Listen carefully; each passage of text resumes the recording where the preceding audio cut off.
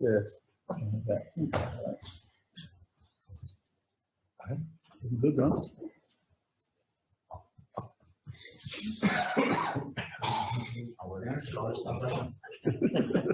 I'd like to declare the December meeting of the Warren Shire Council open. Call for apologies and move actions between councillors. I have apologies from Councillor Williamson. Also have another apology from Councillor Walker. There will be no further apologies. Everyone else will be accounted for. Someone like to move that, please? Councillor Bruce, Councillor Brewer. All those in favour? Against? Carried. Moving on to the minutes of the last council meeting held Thursday, 24th of October. Can I have a mover and a second for those minutes, please? Move, Councillor Irving. Second, Councillor Derrick. Councillor Irving. I'm just happy to move those minutes. Thank you. Thank you, Councillor Irving. Any further comments? Nothing further, we'll put that. All those in favour? Against? Carried. Move on to item 4 there. Disclosure of interests. Is any one further need to disclose any interest, pecuniary or otherwise, in matters to be discussed at this meeting? No one, that being the case, move forward. I have 2 mayoral minutes that I propose. The first regards the Warren Golf Club, and that minute is as follows. The Council offer assistance to the Board of the Golf Club to help them look at a strategic direction for the development to deliver long-term growth and benefit for the community. I'm moving that. I need a seconder. Please, someone to second. Councillor Taylor. Just to inform you, speaking for the motion, the golf club has gone through some changes very recently at their board level. Council has a vested interest, having helped support that organisation in the preparation and the delivery of the synthetic bowling green. And I believe it's a valuable experience if we can support them in running their business to the optimum level and having some governance provisions in place so that that business is run well and effectively and looked after into the future. Speaker against? That being the case, I'll put that. All those in favour? Against? Carried. The second mayoral minute pertains to Barndong Dam and the level of Barndong Dam that is considered 100% capacity. The mayoral minute is that Warren Shire Council supports the concept of raising the notional 100% capacity level of Barndong Dam to what is at present 120% level of capacity. I'm seconded for that. Councillor Taylor. Since the time that Barndong was built, there has been a significant increase in the ability to forecast weather events and to manage water. And so Barndong has capacity, as we've seen in the 2016 flood, to go up to about 160% of capacity. The proposal to raise the present level to the 120% capacity would allow another 20% of water on the There's still flood mitigation capacity for another 40% above that. And what that would provide is some ability to manage the flood. Yes, in 2016 the flood was managed at the 120% level, and that seemed to be something that was achievable.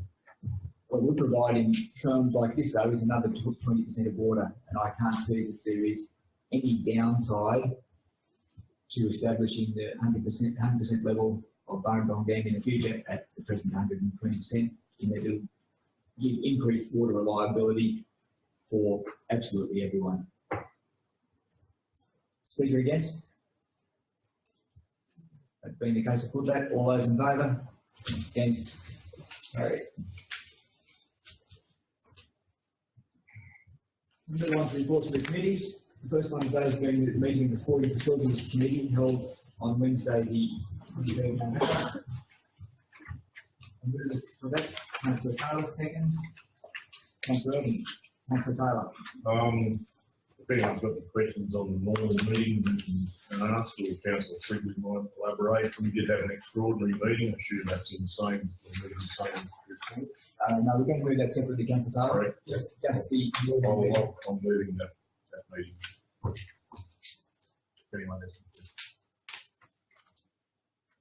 Councillor, I believe all the information is there. We'll probably, if there's any questions, that suspense any more from Councillor.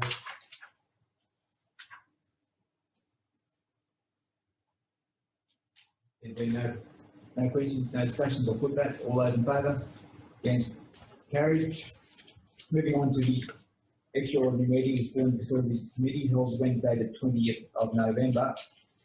With that, Councillor Taylor, second. Councillor Derrick, Councillor Taylor. Mr. Mayor, we had a letter from the skate park committee requesting that the Australia Day ceremony be moved to the swimming pool area in conjunction with the opening ceremony for the skate park. We decided that was not a appropriate time, being that the skate park itself may be finished, but the surrounds would be bare and dirt, and to invite the dignitaries to town to see it in that condition, we'd rather invite them to see it in a finished condition, with all the landscaping done, and perhaps in a more appropriate period of year where it's a bit cooler.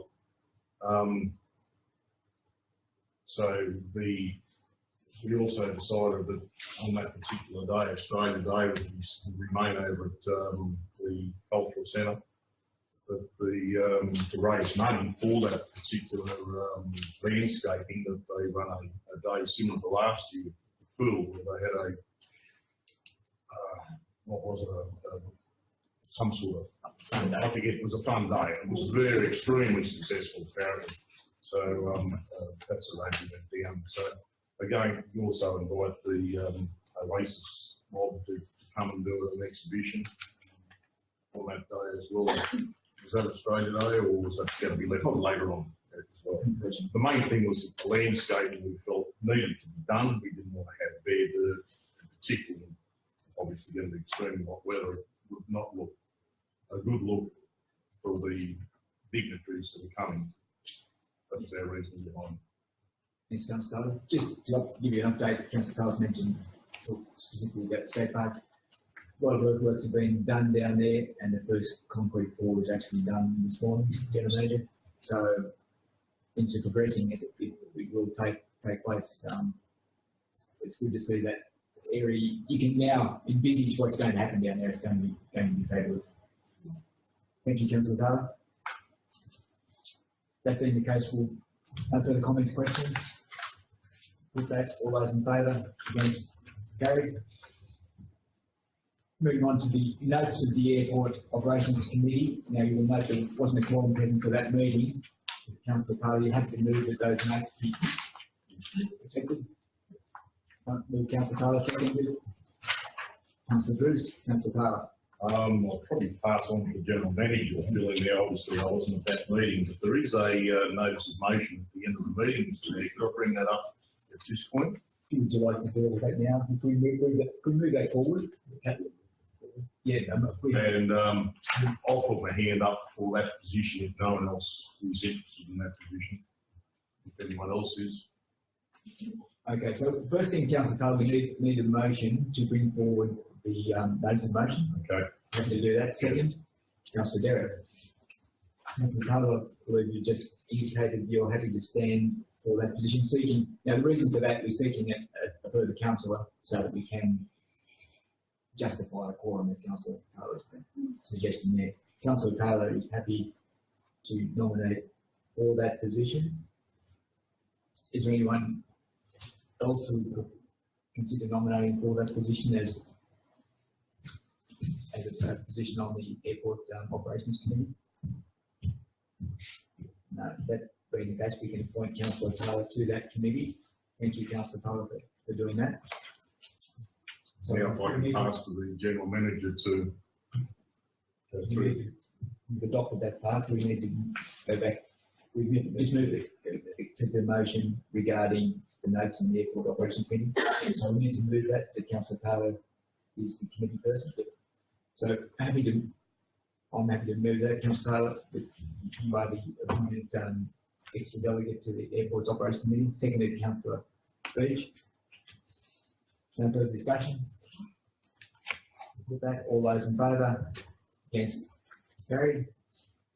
Now moving back to the notes on the Airport Operations Committee, and Councillor Taylor, you've moved that. Second was Councillor Derrick. You've asked for some information from the General Manager. We might move to that. Mr. Mayor, because the committee could not have a full meeting, we didn't have a delegation. We gave an overview of a grant application that council had applied for based on the master plan for the airport. At the time of the meeting, we did not know the outcome of that application. I'd like to inform council that council will receive $2.44 million to upgrade the airport, which will be basically everything that was in the master plan for the airport. The Deputy Premier released a press release yesterday that is a bit backdated, but again, we're very appreciative of the fact that we've received this, and everything that you can see in the notes plus more will now be completed at the airport and bring us up to a very, very high standard. So there will be fuel at the airport. The rest of the subdivision, the other 4 lots, will be constructed. The humps in the current runway will be taken out. The gravel runway will be fully resheeted. There would potentially, the one we didn't have was the weather station, but we applied for 2.3 million and we received 2.44 million. So that should put the weather station in. And the weather station is very critical to agriculture in this area, because not only for the guys flying the airplanes to know where the weather is, but anyone that's doing cropping and activities, they can phone directly into the weather station and get an update as of that point in time. So it changes how some things will happen around here, and it really secures services such as aeromedical services to us, which had the potential with changes in the runway surfaces not to be available. There will be an emergency helipad, a general helipad put in as well for those services as well. So it's fantastic news, Mr. Mayor, and I think we're doing well. And Mr. Mayor, weather radar on the radar as well. Mr. Mayor, if I could just comment on weather radar. The weather radar is currently being built at Warriner, which will cover that area, and the second radar unit, which is out Cobar, Wilkenya Way, is proposed to be built next year, early next year. So we will have full weather radar coverage, which is much better than coming from the Namway station, which has got that shadow effect. Well, that's fantastic news, and how come colour is not being remote? there's a line on a map. Box again. On a map. That's the council said, that's what we use. Black box again. Yes, yes, so we had been under the impression that we weren't remote, in fact. So it's really, look, that's just a wonderful bonus, and congratulations to our projects team for getting that up and running. It's really quite extraordinary, and we'll get all those things that we had envisaged, like refueling of runway lights. Will we upgrade them, or they'll be to a better standard? They will be upgraded. Yeah, so really a fantastic result that probably was a little bit unexpected, but wow, it's ongoing. Beautiful. Thank you, General Manager. Any further comments on the Airport Operations Committee meeting? Yes, we had a, it was Bobby Sefton, that thing we had at the RSL.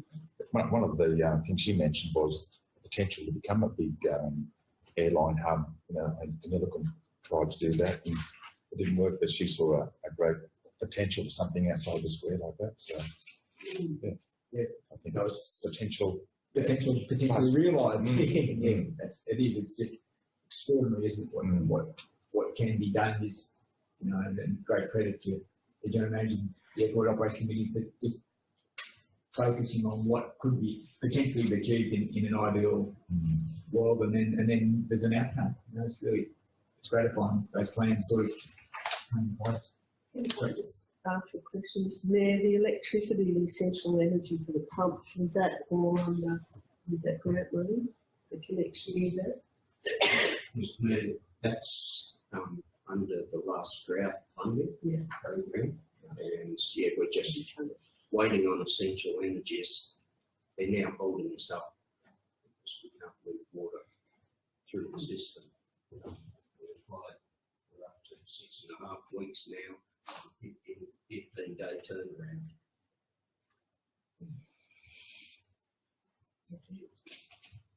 I've been going to put the minutes of or the notes on the Airport Operations Committee meeting. All those in favour? Against? Carried. Moving on to the minutes of the Water Conservation Committee held Thursday, 21st of November. For the mover for that, Councillor Higgins, second. Someone second. Councillor Irving, did you? Councillor Brewer. Yeah. Councillor Higgins. Yeah, I'll just referring to separately. The level 3 restrictions will remain the same. The biggest problem is people wanting to change the hours from 6 in the morning to 9 in the morning, from 6 to 9 at night. That's the biggest complaints we get around town at the moment. Probably harder to police. Houses been left on overnight, so I don't know where we'll go with that, but there is a big strong groundswell out there for that sort of thing. And the pressure at night seems to be a lot better than the pressure in the morning. I've had a lot of complaints about the pressure coming out of houses in the morning. Can I just make a comment in regards to the pressure? The tanks are not, when it comes on in the morning, everybody turns the taps on. It's not the loss of the tanks, it's actually the ability of the reticulate. You can be picked up. Engineering services. You know what you have to say. Okay. The low pressure in the morning is not caused by low pressure in the tanks or low height in the tanks. It's more caused by the inability of the reticulation system to distribute the demand when everybody turns their taps on in the morning. So that kind of effect is going to be whenever the restrictions are implemented, whether it be the morning or the evening, there will be a restriction on pressure. It's the same deal with people with hoses, 2 years and half-inch hoses. That sort of restricts it a lot more too. And that's what I tell people, yeah, get a 3/4 hose. Thank you. Comment, sorry. Councillor Irving. Yeah, Mr Mayor, I've heard a lot of comments about the inconvenience for those at work, especially, and those that are concerned about the level of evaporation that occurs when they water in the morning. And I just wondered if the Water Committee could go back maybe and just assess the situation, because, yeah, I've had a lot of feedback that they prefer to water in the evening. There's a lot out there, isn't there? Yeah. Councillor Brewer. There's a couple of things I'd like to put out there about the water use. One of the big issues, the biggest issue, is that people leave them on and no one can see it, and they're left on till daylight and they're using water all night. Anyone who thought that water restrictions were going to make life easier is living on another planet. They're always going to be inconvenient, and I've had phone calls as late as yesterday, last night, from a resident jumping up and down about water, wanting water at night time. I start work at 5 in the morning, and I said, I'm very sorry, but you know, the minority are reckoning it for the majority, and they leave them on at night time. And I suggested they got a timer. They're not expensive. If they can't be afforded, then I'm sorry about that. We could possibly look into subsidising timers for people, or find or help them find the cheapest timer or something like that. But I don't see us budging on 6 to 9 in the morning. The whole point of water restrictions is to restrict water use. Unfortunately, when it's on at night time, it's uncomfortable. We had the same questions at Nevertire the other night, and the answer was the same. We sympathise with everyone, but at the end of the day, when the river stops running, they've only got bore water, so they have a decision to make: either water or don't water with bore water. At the moment, they should be seeing themselves as quite lucky to have any water at all. And that, unless there's significant inflows, the river water supply will end at some point, and it won't be far away. So we're in a situation where the problem will go away completely in terms of river water, because there won't be any to put on your gardens. Thank you, Councillor. Yeah. Point taken. Look, there isn't. You look at the river daily, and you can see that what we're getting across the top here is well, not less than a little bit coming across there now. But we haven't really been promised any more water. So what's there in between top and bottom here is what's there, and take on board Councillor Brewer's view. It is water conservation committee. That's what we're trying to do, is conserve water, and anything we can do to make that effective, I believe, is the correct thing to do. So, Councillor Survey. Just one query that came up at Nevertar. The fact that Nevertar doesn't have river water and we're on a separate board to the Warren system, is there a possibility that villages could be isolated from that 6 to 9 in the morning to allow them to do it of an evening, because it's not affecting anybody else. It's not draining your rivers or anything like that. So you might get some of your community a little bit more on side. I don't know, it's only a suggestion.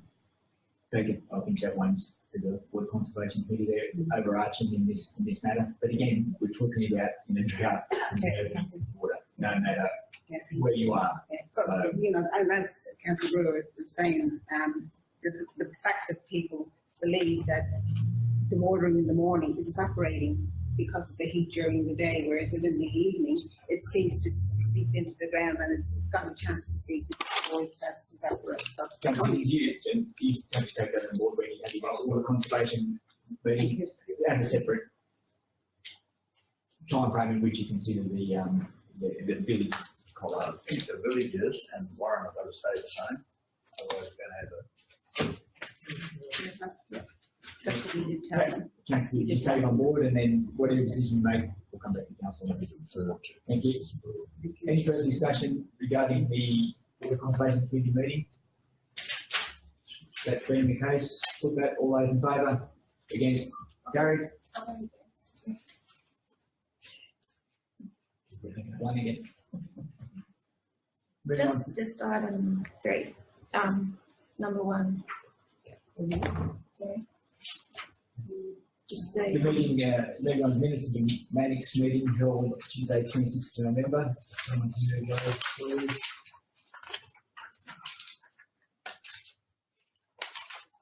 Councillor Survey, second. Councillor Bruce, Councillor Survey. Nothing that sort of jumped out that hasn't already been identified in the business practice. Just the one thing I did pass message on to Jody. We've now got a confirmed date for the Outback Arts AGM, which will be the 16th of March, and the next library zone meeting will be on the 13th of March 2020.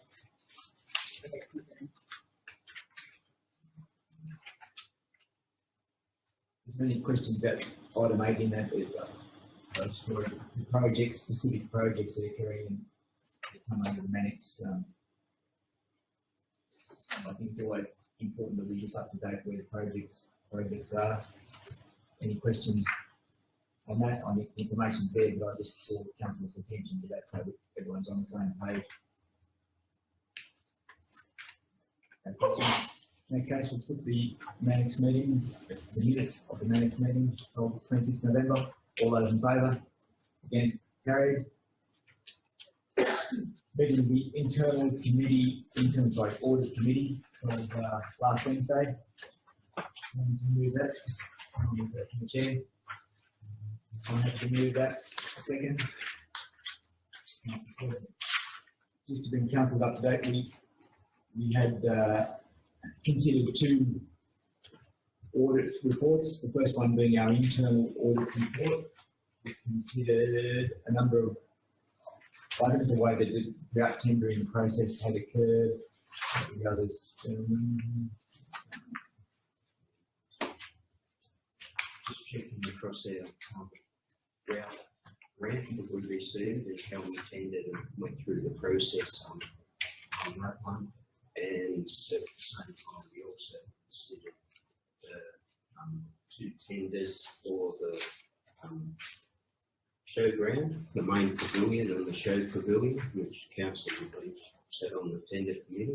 We had the internal auditor there, and the first two recommendations relate to that as the process, which basically said, yes, we followed all the tender process correctly, and want to notice that there was a change in legislation that moved the tendering amount from 150,000 to 250,000, which we hadn't updated our internal procedure of. We knew what it was, we just hadn't got to the paperwork at that stage, so that will happen. There was the audit letter from the audit office, which was based around auditors come and look at their finances and all sorts of other things these days.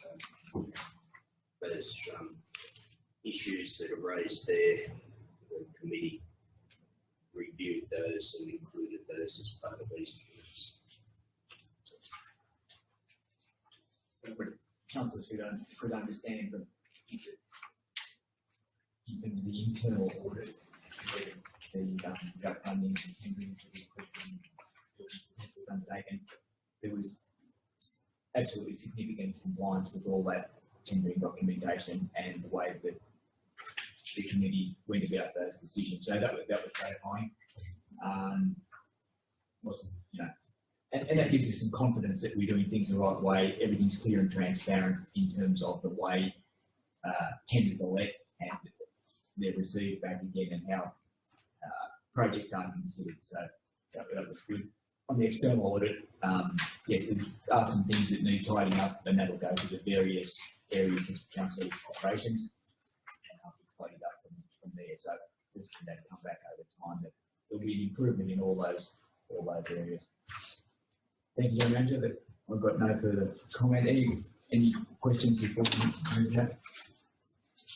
No? All those in favour? Sorry, Councillor. You have to send a letter back to New South Wales Audit Office saying we've discussed this and reviewed them and acted in that.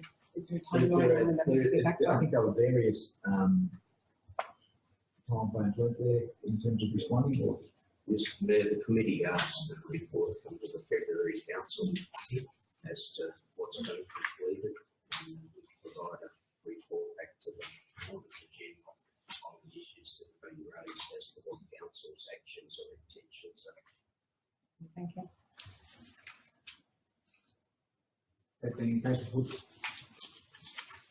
those minutes being the Internal Audit Committee meeting minutes. All those in favour? Against? Carried. Moving on to reports to Council, reports to the delegates. The first one of those being the Association of Mining and Energy Related Councils. Committee for that, Councillor Irving. Second, Councillor Bruce. Councillor Irving. Okay, there's a few points I'd like to highlight from the meeting from Gloucester.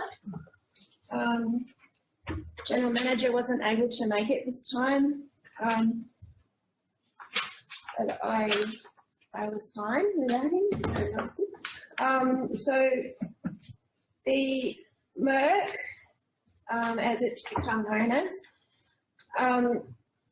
well, because it was an AGM, we're kind of looking at what had been achieved and then kind of what the focus is for the future. So the Chair, Councillor Shinton, gave a great overview of the fact that now MERC is recognised by the state government as a peak body to speak on behalf of councils in mining and energy related matters. So, and that's been evident in the fact that the government actually approaches the MERC to invite members to come onto their working parties in relation to issues surrounding that, mining and energy. So, and evidence of MERC becoming having a greater voice is by being included in the discussions around changes to do with the DPI and just evaluating its processes. So encouraging to have that voice. And then another key encouraging, well, it's not definite yet, but the cost benefit ratio, or the benefit to cost ratio, rather. Yeah, they're making progress there so that smaller communities aren't disadvantaged when it comes to grant funding or applications for funding. So that's moving forward. I think the Mayor's Forum, they talked about that too later on we'll see that later in the business paper. Another point of importance is, for down the track, the focus on renewable energy will become greater for the MERC. That's because there's a shift, towards renewable energy sources. So we'll be establishing, policies to do with renewable energy. So, thank you. Thank you, Councillor Irving. Anything further before I put the adoption of that report? All those in favour? Against? Carried. Moving on to the report of the Warren Christmas Street Party Committee, which we look forward to tomorrow. Move Councillor Taylor. Mr. Mayor, in the absence of council members. Thank you, Councillor Taylor. Second. Councillor Derrick. Councillor Taylor. The committee, the ABLE committee's got it well in hand on all of it. It should be a great night. Encourage everyone to attend. Thank you, Councillor Taylor. I'm not sure what this is, but it's a mother. Yes, I've worked with looking and certain councillors who've done an excellent job. I think the thing to be aware of, councillors, is there will be no fireworks like there were last year, and that's two risks.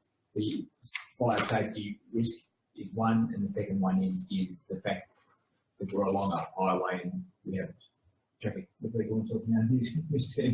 Transport from New South Wales. We had some difficulty negotiating there. So people are critical of that. They are circumstances really that are sensible in terms of fire risk and traffic accidents. So, but beyond that, I think there will be enhanced party compared to even last year. So, look forward to seeing you all there. Anything further before we move that? No. Let's put that. All those in favour? Against? Carried. Moving on to the Switch Library Conference Report. Councillor Certainty, move it. Second. Councillor Grist. Councillor Certainty. The report is all pretty much there. The one main important point that came out of it was we've now agreed to move on with phase 2 of the Renew Our Library campaign. That's basically to make sure that the college don't forget that we're still here. We've got the grant and managed to get that in funding increase for the next 4 years. The 4 years will come and go quickly, and colleagues have a tendency to have vague memories at times, and we're just making sure that they don't become vague about the library system. There's a lot more being thrown into the library that needs to be taken on board, so we need to make sure that we've got the funding to be able to meet the requirements of what's been coming up and what will come up in the future. So apart from that, everything is there. It was a good conference. Good conference. Can you enlighten me on what does Switch mean? Don't ask me the actual vibrations of it. I honestly can't remember. It was there 20 years ago, so it was before my time when the actual wording came up. And it's just the emphasis is to make sure that libraries are able to switch with the needs of what's coming up in the community and what's coming up in the future. Thank you. Yes, that's pretty much all it stands for. Can I just ask a question about some clarification on the late fees and those sorts of things? If they're not charging late fees for late books, how are they encouraging people to bring books back? And what's their plan there? We, as our co-op, the Northwestern Library Co-op, which is the 4 libraries of Warren, Canamble, Gungandra and Bolden, we don't have a problem with late fees. We're really blessed. It's more a problem in the really large communities where the larger towns and what have you, but they're finding that some of them are really good and some of them aren't. There's a tendency now with everything moving to digital that they're just worried that there won't be the resources there to be able to replace books and hard copy books as they become available. And the reason why some of the comments that were in there was the grant funding that was the increased grant funding that we received. Some libraries yet wanted to use that money to recoup the fees that they would miss out by knocking off the fees altogether. That funding is not for that. It's there for projects. It's not there to recoup lost fees. So if I don't take a book back, do I go on a list, an audio list, and then Oh get yeah, you'll struck? be banned from the library now. Okay. Even there will Happy with ban that. you. That's it, happy with that. I just want councillors to speak up. We're having trouble with the audio apparently, so when you speak, That please. is enough. No, councillors, so do you want to hear what you have to say? It switches on. Switch parties now. Councillor Irving. Is it correct, Councillor Sadity, that it's up to the individual libraries to Yes. decide whether they issue fines or not? And that's the way it's worked for the Northwestern, because given the demographics of how our areas are set up, some of our, like for instance, I think it's mainly Gilgandra, they can borrow up to 15 items at a time because a lot of their people are out of town. So it gives them the opportunity to be able to get the books back. But we also have a system in place where if you know you're going to be late back, you've just got to ring the library or go online and renew your application for that particular product that you've got on loan at the time. So there's ways of getting around it, but we as Warren, we don't make a big abundance of money for late fees. For the year, I think it was probably about $1,500, and we can usually offset that within the library program itself, but it's just really more the bigger libraries who have real issues. We're trying to recoup their bits and pieces. Thank you, Councillor Irving. Books aren't cheap anymore. True. Any further questions, comments on the report on the library conference? If being the case, put that. All those in favour? Against? Carried. Moving on to item 4, the Mayor's Forum, which was held in Narromine Sunday, the 24th November. I'm happy to move that. Second, Councillor Sturdy. Look, I can take some questions, but all the information is very much there in front of you as to what we discussed. The Premier and Deputy Premier were receptive. They were listening, but to the things we did raise. We made particular mention of the Bundong Dam situation. Also made particular mention of the way water is managed coming down the Macquarie and how environmental water has impacted us in terms of a time of drought, but also the fact that it came with a bit of a rush and knocked out levee bank around. So those water management issues have been taken on board, I believe. Beyond that, there are lots of different issues raised there, and we'll come to great relief when we talk about the Minister Hancock's presentation as the Minister for Local Government. But Councillor already touched upon the BCR, the benefit cost ratios. You have to get one to tick the box, and there is consideration being taken into account that rural councils often have difficulty getting over that particular hurdle. I might defer to the General Manager. Is there anything else that you'd like to discuss that we thought was important? No, it was clear. I think it's all there. Is there any questions? Can I just ask one, and I know it won't quite fit the category, but the first one, the water security about the infrastructure, the comment that was made at Nevertar was, is there any possibility of funding being available for people to be able to put rainwater tanks in their homes? Would that fit within that criteria, or is that a totally different subject? Whatever. I'd have to say, Councillor Serby, it wasn't something that was particularly discussed at that meeting, but it makes good sense in terms of without funding in that. Collect what you can. Then, but I have to say it wasn't, I don't know if it was raised privately though, with Mr. Payne, was it, at Neverton? I got his book, sorry. Yeah. So I didn't get down there, Okay. it wasn't there. No, sorry, it is probably something that we could Just put tack it on it the in agenda. there. Yeah, tack Yes. it on there if you could. Absolutely. Thank you.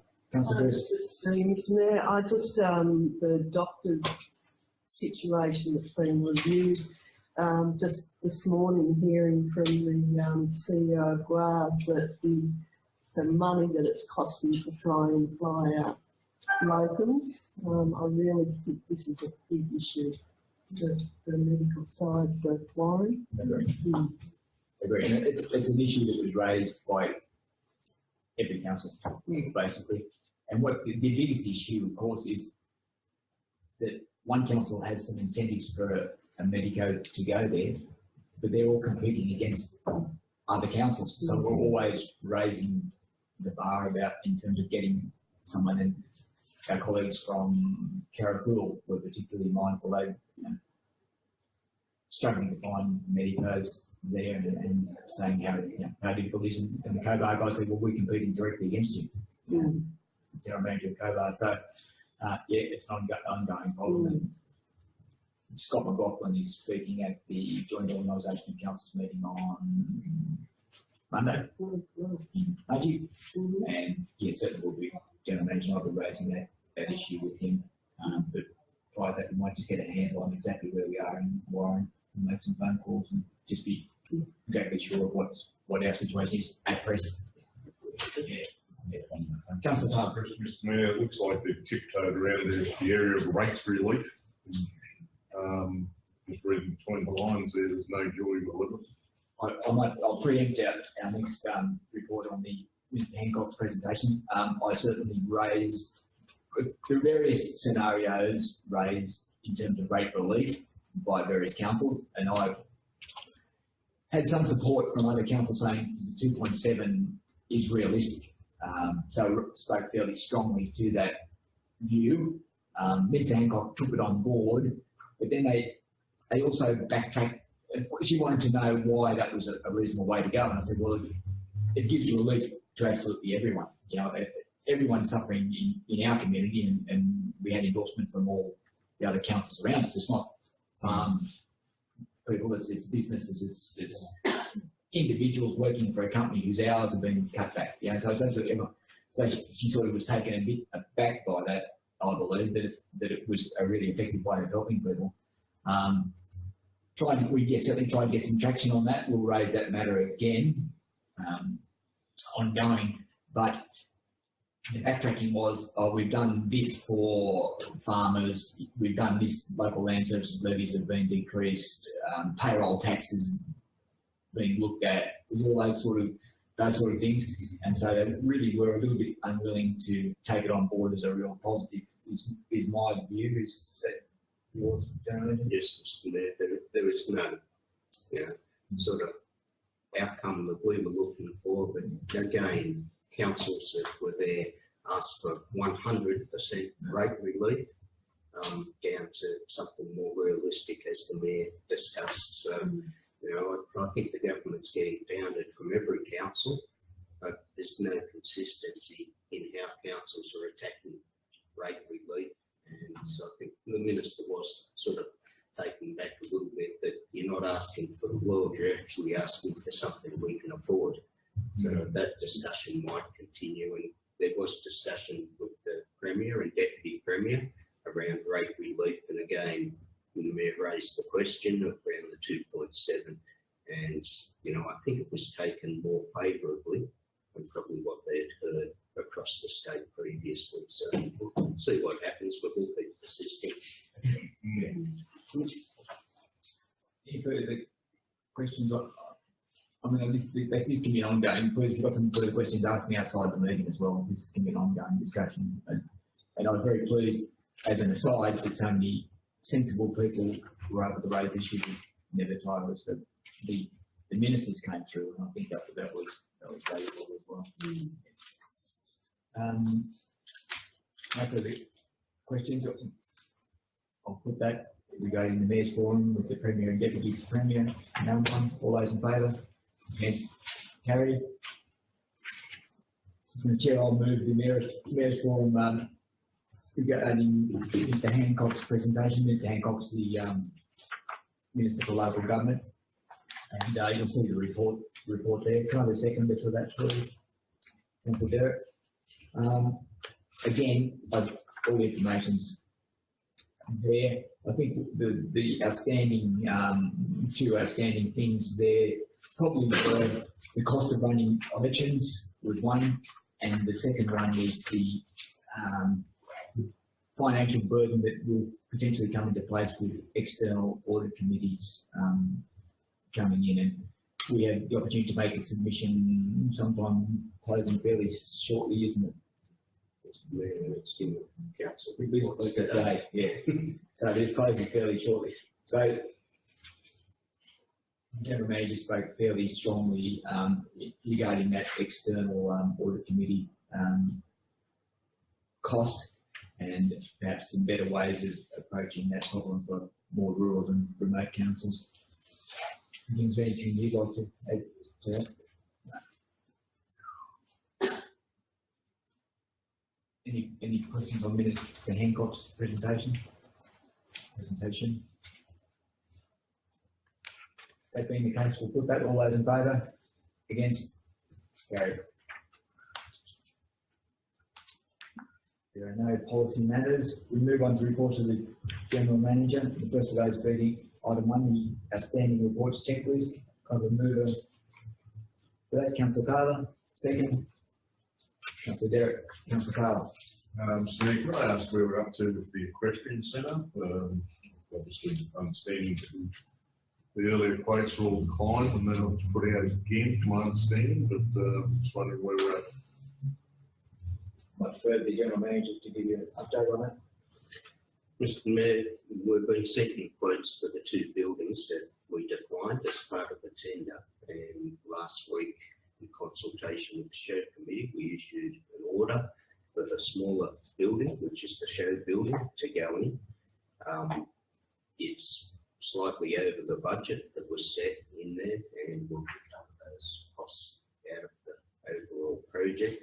The main arena building is still subject to negotiation with different organisations to get back to what a cost is that Grant and the community can afford, and I don't see that we're going to get any progress on that until into the new year. The costs that are coming in are fairly astronomical, and we're in consultation with different members of the committee to try and work out how do we achieve this within the dollars that we've got.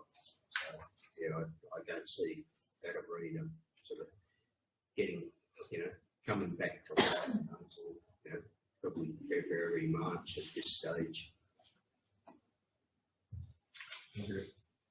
Councillor, any further questions?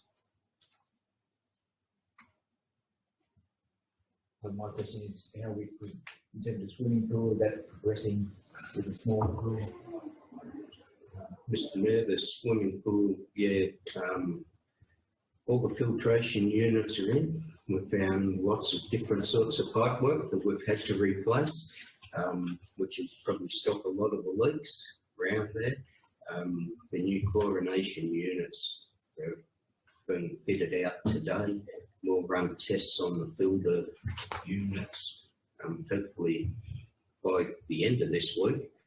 The small pool itself still has to be painted out, and time left for that to set before we can order it, and our full testing of the pool won't occur until such time as we can fill it up. So things have progressed quite well down there, but there's just a little bit of delays in fiberglass in painting, and the chlorination unit will be turned on.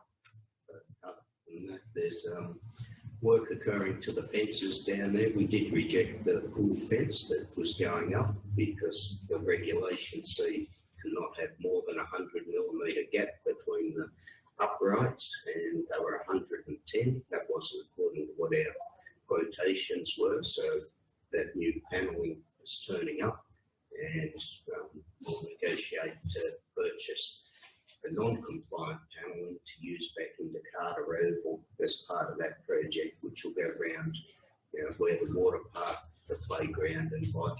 is so that, it helps contain children and others running out onto the road and allows people administration. So we're trying not to penalise the company for their error, because I think we can take some advantage in that. But if you're down that way, you will see infiltration units and things, and they will be fenced around and roofed over to protect them as we go along.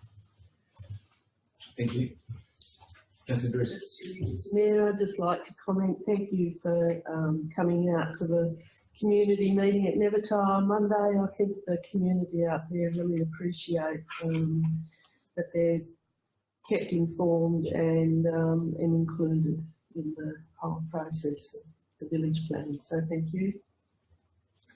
Councillor I Taylor. do have another question, Mr Mayor, sorry, to the Manager of Engineering Services as to where the status are up to with the levy bank restoration. I know we've got the geotech report, but I've got listed earlier as a matter of priority because it's too late if when and if the water comes in. Mr Chairman, Mr Mayor, I've done no further work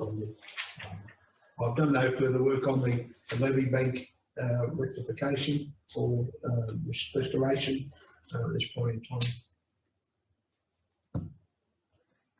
What's the time frame look like?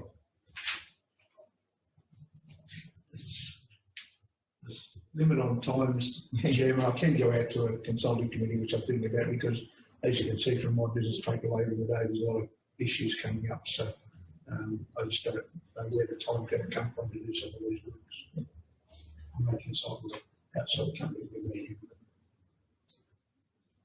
Mr Mayor, I think the biggest question is, will the levy bank hold if there's a substantial flood in its current condition? That's probably the worrying issue. Oops. Yep, that's a fair, that's the whole point of it, isn't it? Yes, exactly. Mr Mayor, through you, I can't give a professional answer on that, I think, and I don't think anybody else could. I mean, we can all make a judgment or an estimation of the stability of what's there, but there's no way of guaranteeing it. Examinations of the bank, they're particularly near the police station, and in that area, there's an element of concern there with that bank. So I wouldn't be prepared to make a recommendation or a decision. Definitely using the rectification work. Is it possible to have those? There's about 3 areas, I believe, that are more at risk than anywhere else. Is it possible to have those areas looked at and just come back to council with some idea, some sort of remediation costs, so that we have some sort of comfort is what I'm getting to. Mr Mayor, you may recall the council has received a report from one of our past engineers that did that work down there, and that's the report we're basing further works on. His report doesn't quite say the levy will stay there in the next flood, but it does suggest that it is a stable bank at this stage, and there is rectification work that needs to be put in there, and that was putting more soil in and compacting back up from the wall, and improving the vegetation and things like that. So we do have that report, and I think it's just a case of being able to find the funding and getting the work done in there, and potentially also looking at sheep piling, which is a continuation of what was down there behind Lions Park, and come back around that corner to stop it, washing out once we do all this work again. So, but I do agree with the divisional manager that time in his section is becoming very limited because of other works and issues that are around. Mr Mayor, if I will talk with the gentleman about organising an outside company to do some further estimation of costs on us. Again, I think we have to look at the grant, because the cost, and I'm confident this will be horrific, it'll be an amazing layout, particularly if we've got to do umpteen metres of piling. To be fair, it'll pale into insignificance if the levee bank breaks and every town and every house on that side of the river is flooded out. So I don't know, I'd like to feel a little bit more comfortable about the stability of the bank and the integrity of its ability to get the water out. Because once, this drought could be broken by a roaring flood, and then all of a sudden it will be a priority regardless of funding. One thing we have got on our side though is the dam's empty. It's going to hold a lot of water before it will flood. That's true.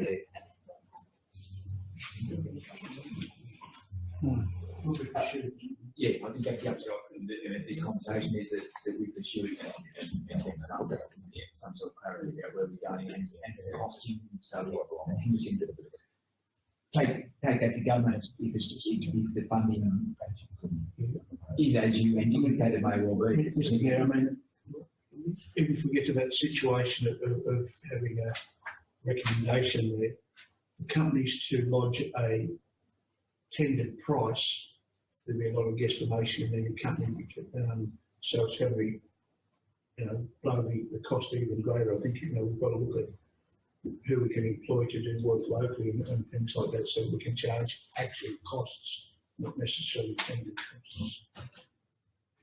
Particularly if we've got to put a contribution towards the financing of that arrangement ourselves, which my guesstimation is we'd have to go 25%. Thank you. Anything further on the outstanding reports checklist? Back to the case. That all those in favour? Against? Carried. Moving on to item 2 of the General Manager's report, attending committee delegates meetings. Someone to move that. Councillor Surtees, second. Mr. Derrick, Councillor Surtees. I've already given you 2 confirmed dates for the next 2 of mine. Thank you.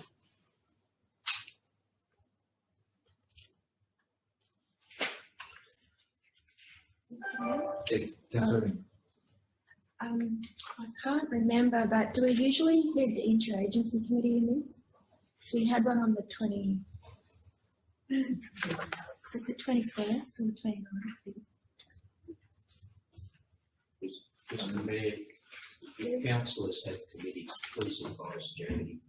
So, Otherwise they just don't get in the list. Thank you. Might just tidy that up, Councillor Irving with Jody. Yep. Thank you. Any further questions, comments on the committee delegates meetings? We'll come to the edit. Now, that being the case, put that all those in favour, against? Sorry, against. You are not against the Councillor, you moved it. Moving on to item 3, the General Manager report regarding the relaxation of the alcohol-free zone in Dubbo Street for tomorrow evening's Christmas party. Someone to move that, please. Councillor Taylor. Councillor Taylor. Second, Councillor Beach. Councillor Taylor. We had a difficulty with this last year, Mr. Mayor, that the hotel licence is only able to serve grog in a certain area. They would have to sell their grog to be drank in the street as takeaways. Takeaway best to be drank outside in the street. That's the same thing. They wouldn't be able to go out and drink with schooners because their alcohol laws or their liquor laws don't allow it. They have to sell their grog as a takeaway and then can be drank in the street because of these laws are relaxed. Christian Councillor, are the 2 outlets aware of that? Oh, well, that's why they didn't do it last year. Yeah. Yeah, they found last year that there's no one in the world they set up because of that reason. They had the same argument, exactly. So well, I know for a fact Larry is, I'm not sure who the licensees underneath seems to change every day.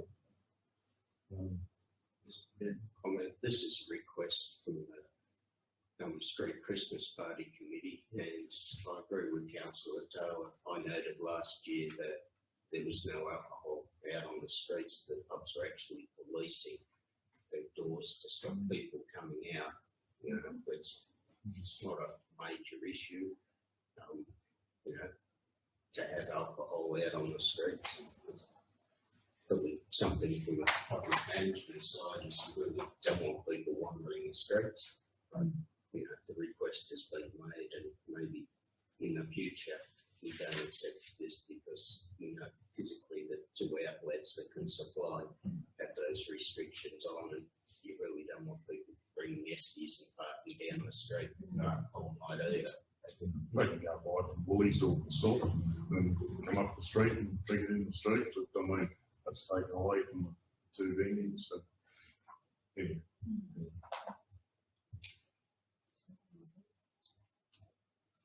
Any further discussion before we put this? No, that being the case, all those in favour? Against? Carried. Moving on to item 4 of the General Manager's report, that being the risk management and audit report.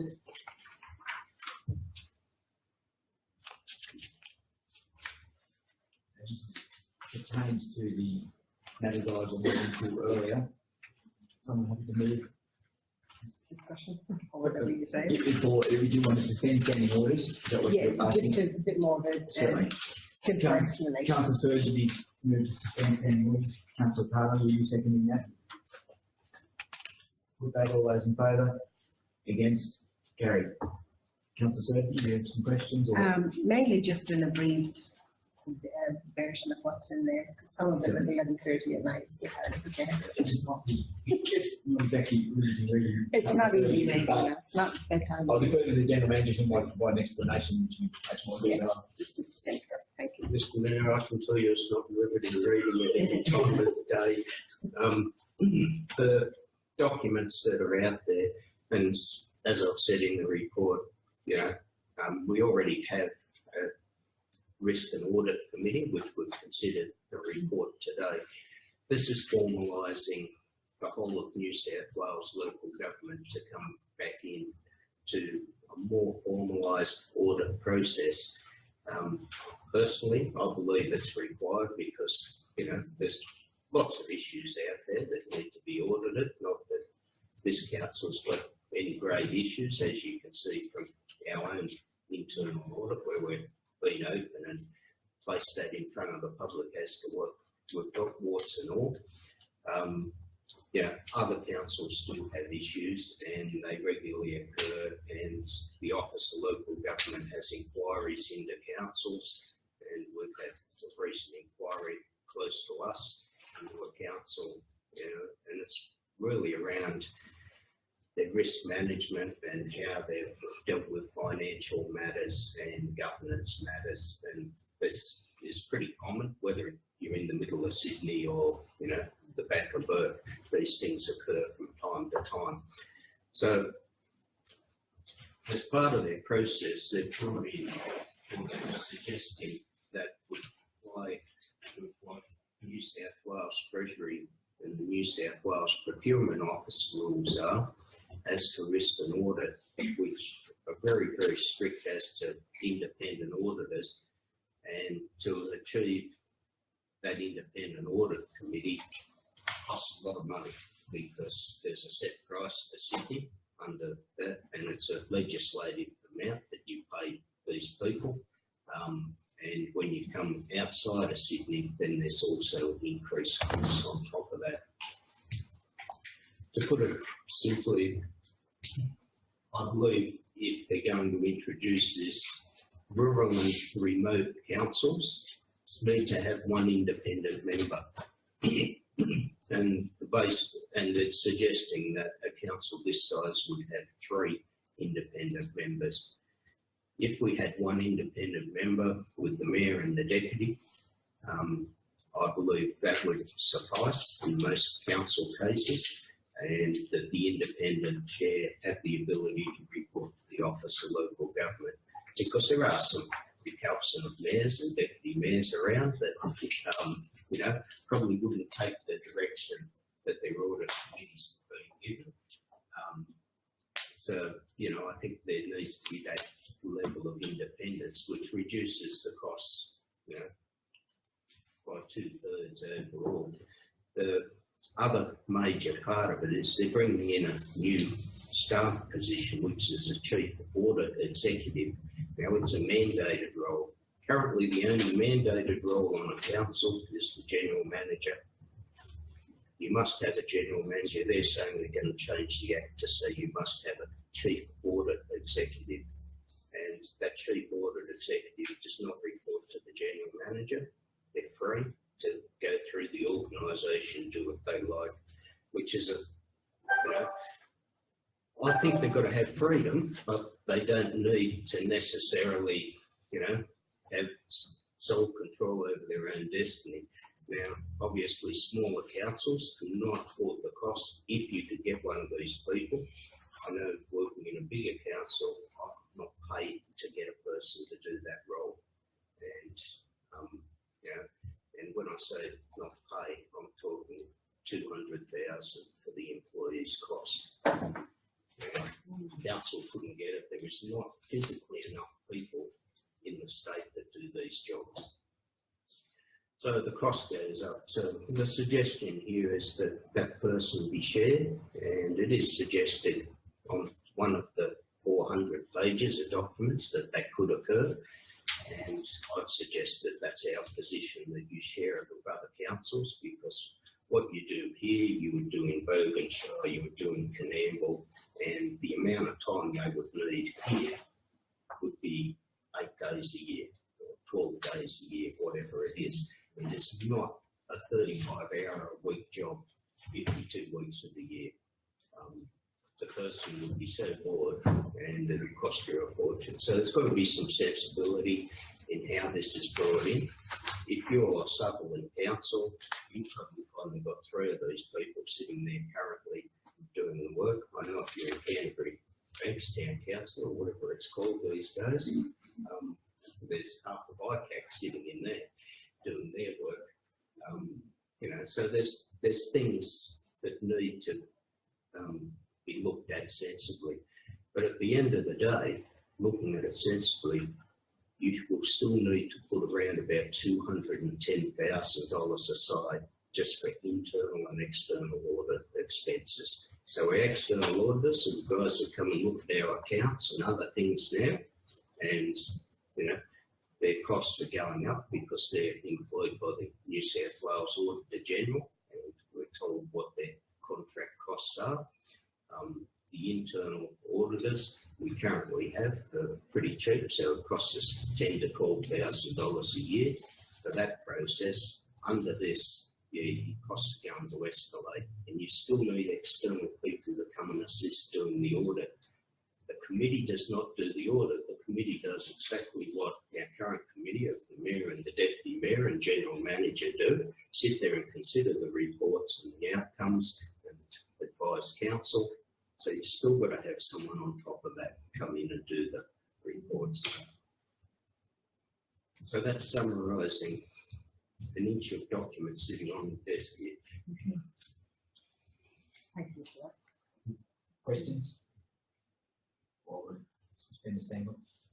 The general manager raised this whole issue with Mr. Hancock at our meeting, and I don't know, was there a view that my view was that she was reasonably receptive to understanding where we stood in this whole process, and is that your view? Yes, Mr. Mayor. I think the Minister took it on board, but obviously she's being advised by the department officials, but because the Minister, a bit like everyone else, really doesn't have time to read all the documentation. If you start to read it and find out what the process is of employing committee people and how do you get onto these committees, you then start to see what the costs come back.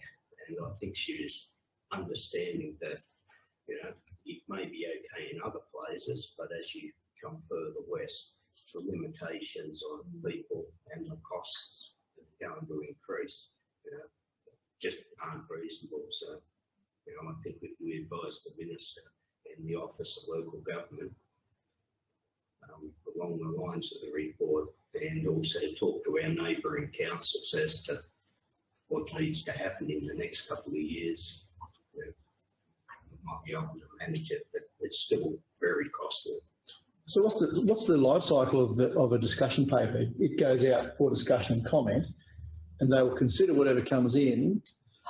And if there's no change, or even if there is change, when does it start to become legislation that we have to do this? Because what you're sort of saying is that it doesn't really matter whether it's forced upon us. It's going to be really difficult for us to be able to kick off. We're going to be panicking trying to find someone to fill that role. Then what? It commences from March 2021, so it's within the new term of council. It's already legislated that this can happen, and the date is set as March 2021 by legislation. And the legislation was passed roughly about 6 months ago, which was nice to find out because it was in the discussion paper to tell us that it had been passed. So the process is already there, and as I said, I don't disagree with the process. The councils are more accountable for their public outcomes. It's just that can you afford what they're proposing to do, and can you actually access people to do the work? And the assessment is, talking to the New South Wales procurement, no, there are not enough people out there to do the work. Part of the issues that are in there is that anyone that's worked in local government, being a councillor, being an auditor, cannot undertake work for 3 years because they're not considered independent. And there's 128 independent councils in New South Wales, plus county councils, plus joint organisations that now need to find all these people. So if there's a 3-year ban on anyone that's ever worked for or in local government who has the knowledge, it limits the pool of people that are out there. So yes, if you're a director of BHP, you can get on the list. I'm not sure the director of BHP really understands what happens on the ground in a community this size and how it functions. And you start to see some of those issues with members on committee that only have, one string to their bow. They're an accountant, or they're, being a director of, the pet food company or something like that, and don't understand how local government works. So, yeah, big issues, big costs. They just need to review, but it will come. It's already legislated. Just a question to you, General Manager. Would this be something that the JO would do together? It's in the discussion paper. It hints that the joint organisation will help coordinate all this. Now, a joint organisation also must be independently audited and must have a committee as well. Yes, they could help you coordinate it, but under the rules that they've written in here, under the New South Wales Treasury rules, each council must appoint their own independent people. So a JO might go and get a list of people off New South Wales procurement that are willing to come into the Western area, but the council must appoint that person. So the JO can't appoint them, they can't employ them on behalf of council. So, and if every council's appointing 3 people, and the rules say you're only allowed to be on 5 committees as an independent person or chair, again, your pool dries up pretty quick. So it can't, and each council must pay the costs of those independent people.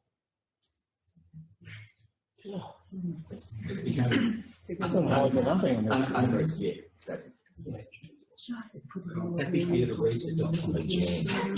Oh, but it's a very big slide. So that's the documents that fill out what we're talking about.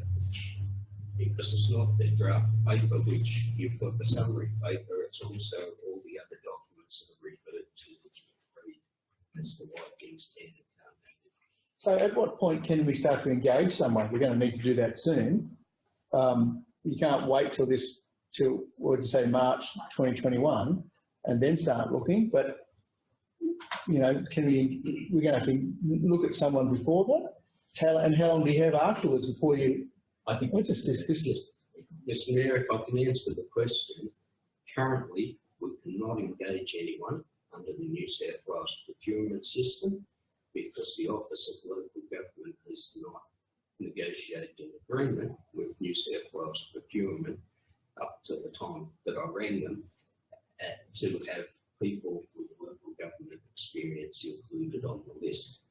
So that needs to be sorted out from the Office of Local Government so that, yes, we can get in and see who's on the list, but then there's the process that if you nominate through procurement to go on the list, you then have to go through a selection committee process, and they have to validate that, one, you're independent, and two, you've got the knowledge to actually be there. So there's no rules around what the knowledge are to be. Mr Mayor, would that go on a JO agenda? I think we'll raise these concerns at the JO level. I think that's the important thing. And I believe that my intuitive feeling is that it'd be the legislation as it is unworkable. So we'll be sort of making this the strongest presentation at the JO level, but also to our local state members. This is something that's onerous. It's an added cost on council that needs to be not quite the cost that it is. And the whole workability of the thing is that General Manager's alluded to, having the pool of people available to actually do it is small. So it's got a lot of difficulties. And I believe we can, it's a question for Roy Butler and Dougal Saunders further east, and Deputy Premier and Premier, it needs to be something that's workable. Understand the intent, as the General Manager said, and we find it effective. Councillor Williamson and I to review things, the way things have been tendered, etc. But it's, bureaucracy getting in the road of doing things, and, it's not sustainable. While it was standing ones, I just wondered, Mr. General Manager, what you've indicated speaking or commencing discussions with Canamble, Bogan and Lachlan. Is that list exhaustive, or have you picked that for some more? You've had some preliminary discussions, or I'm just wondering where we're going with that?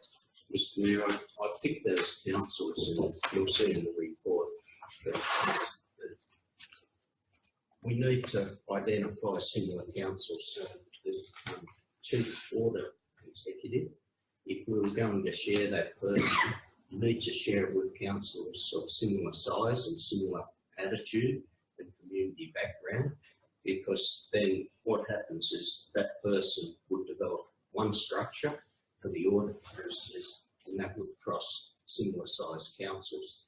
If, for instance, we partnered with Gilgandra or Mudgee, they're different sized councils, they're different functioning communities, their interests are different. Gilgandra's council has a major component within healthcare.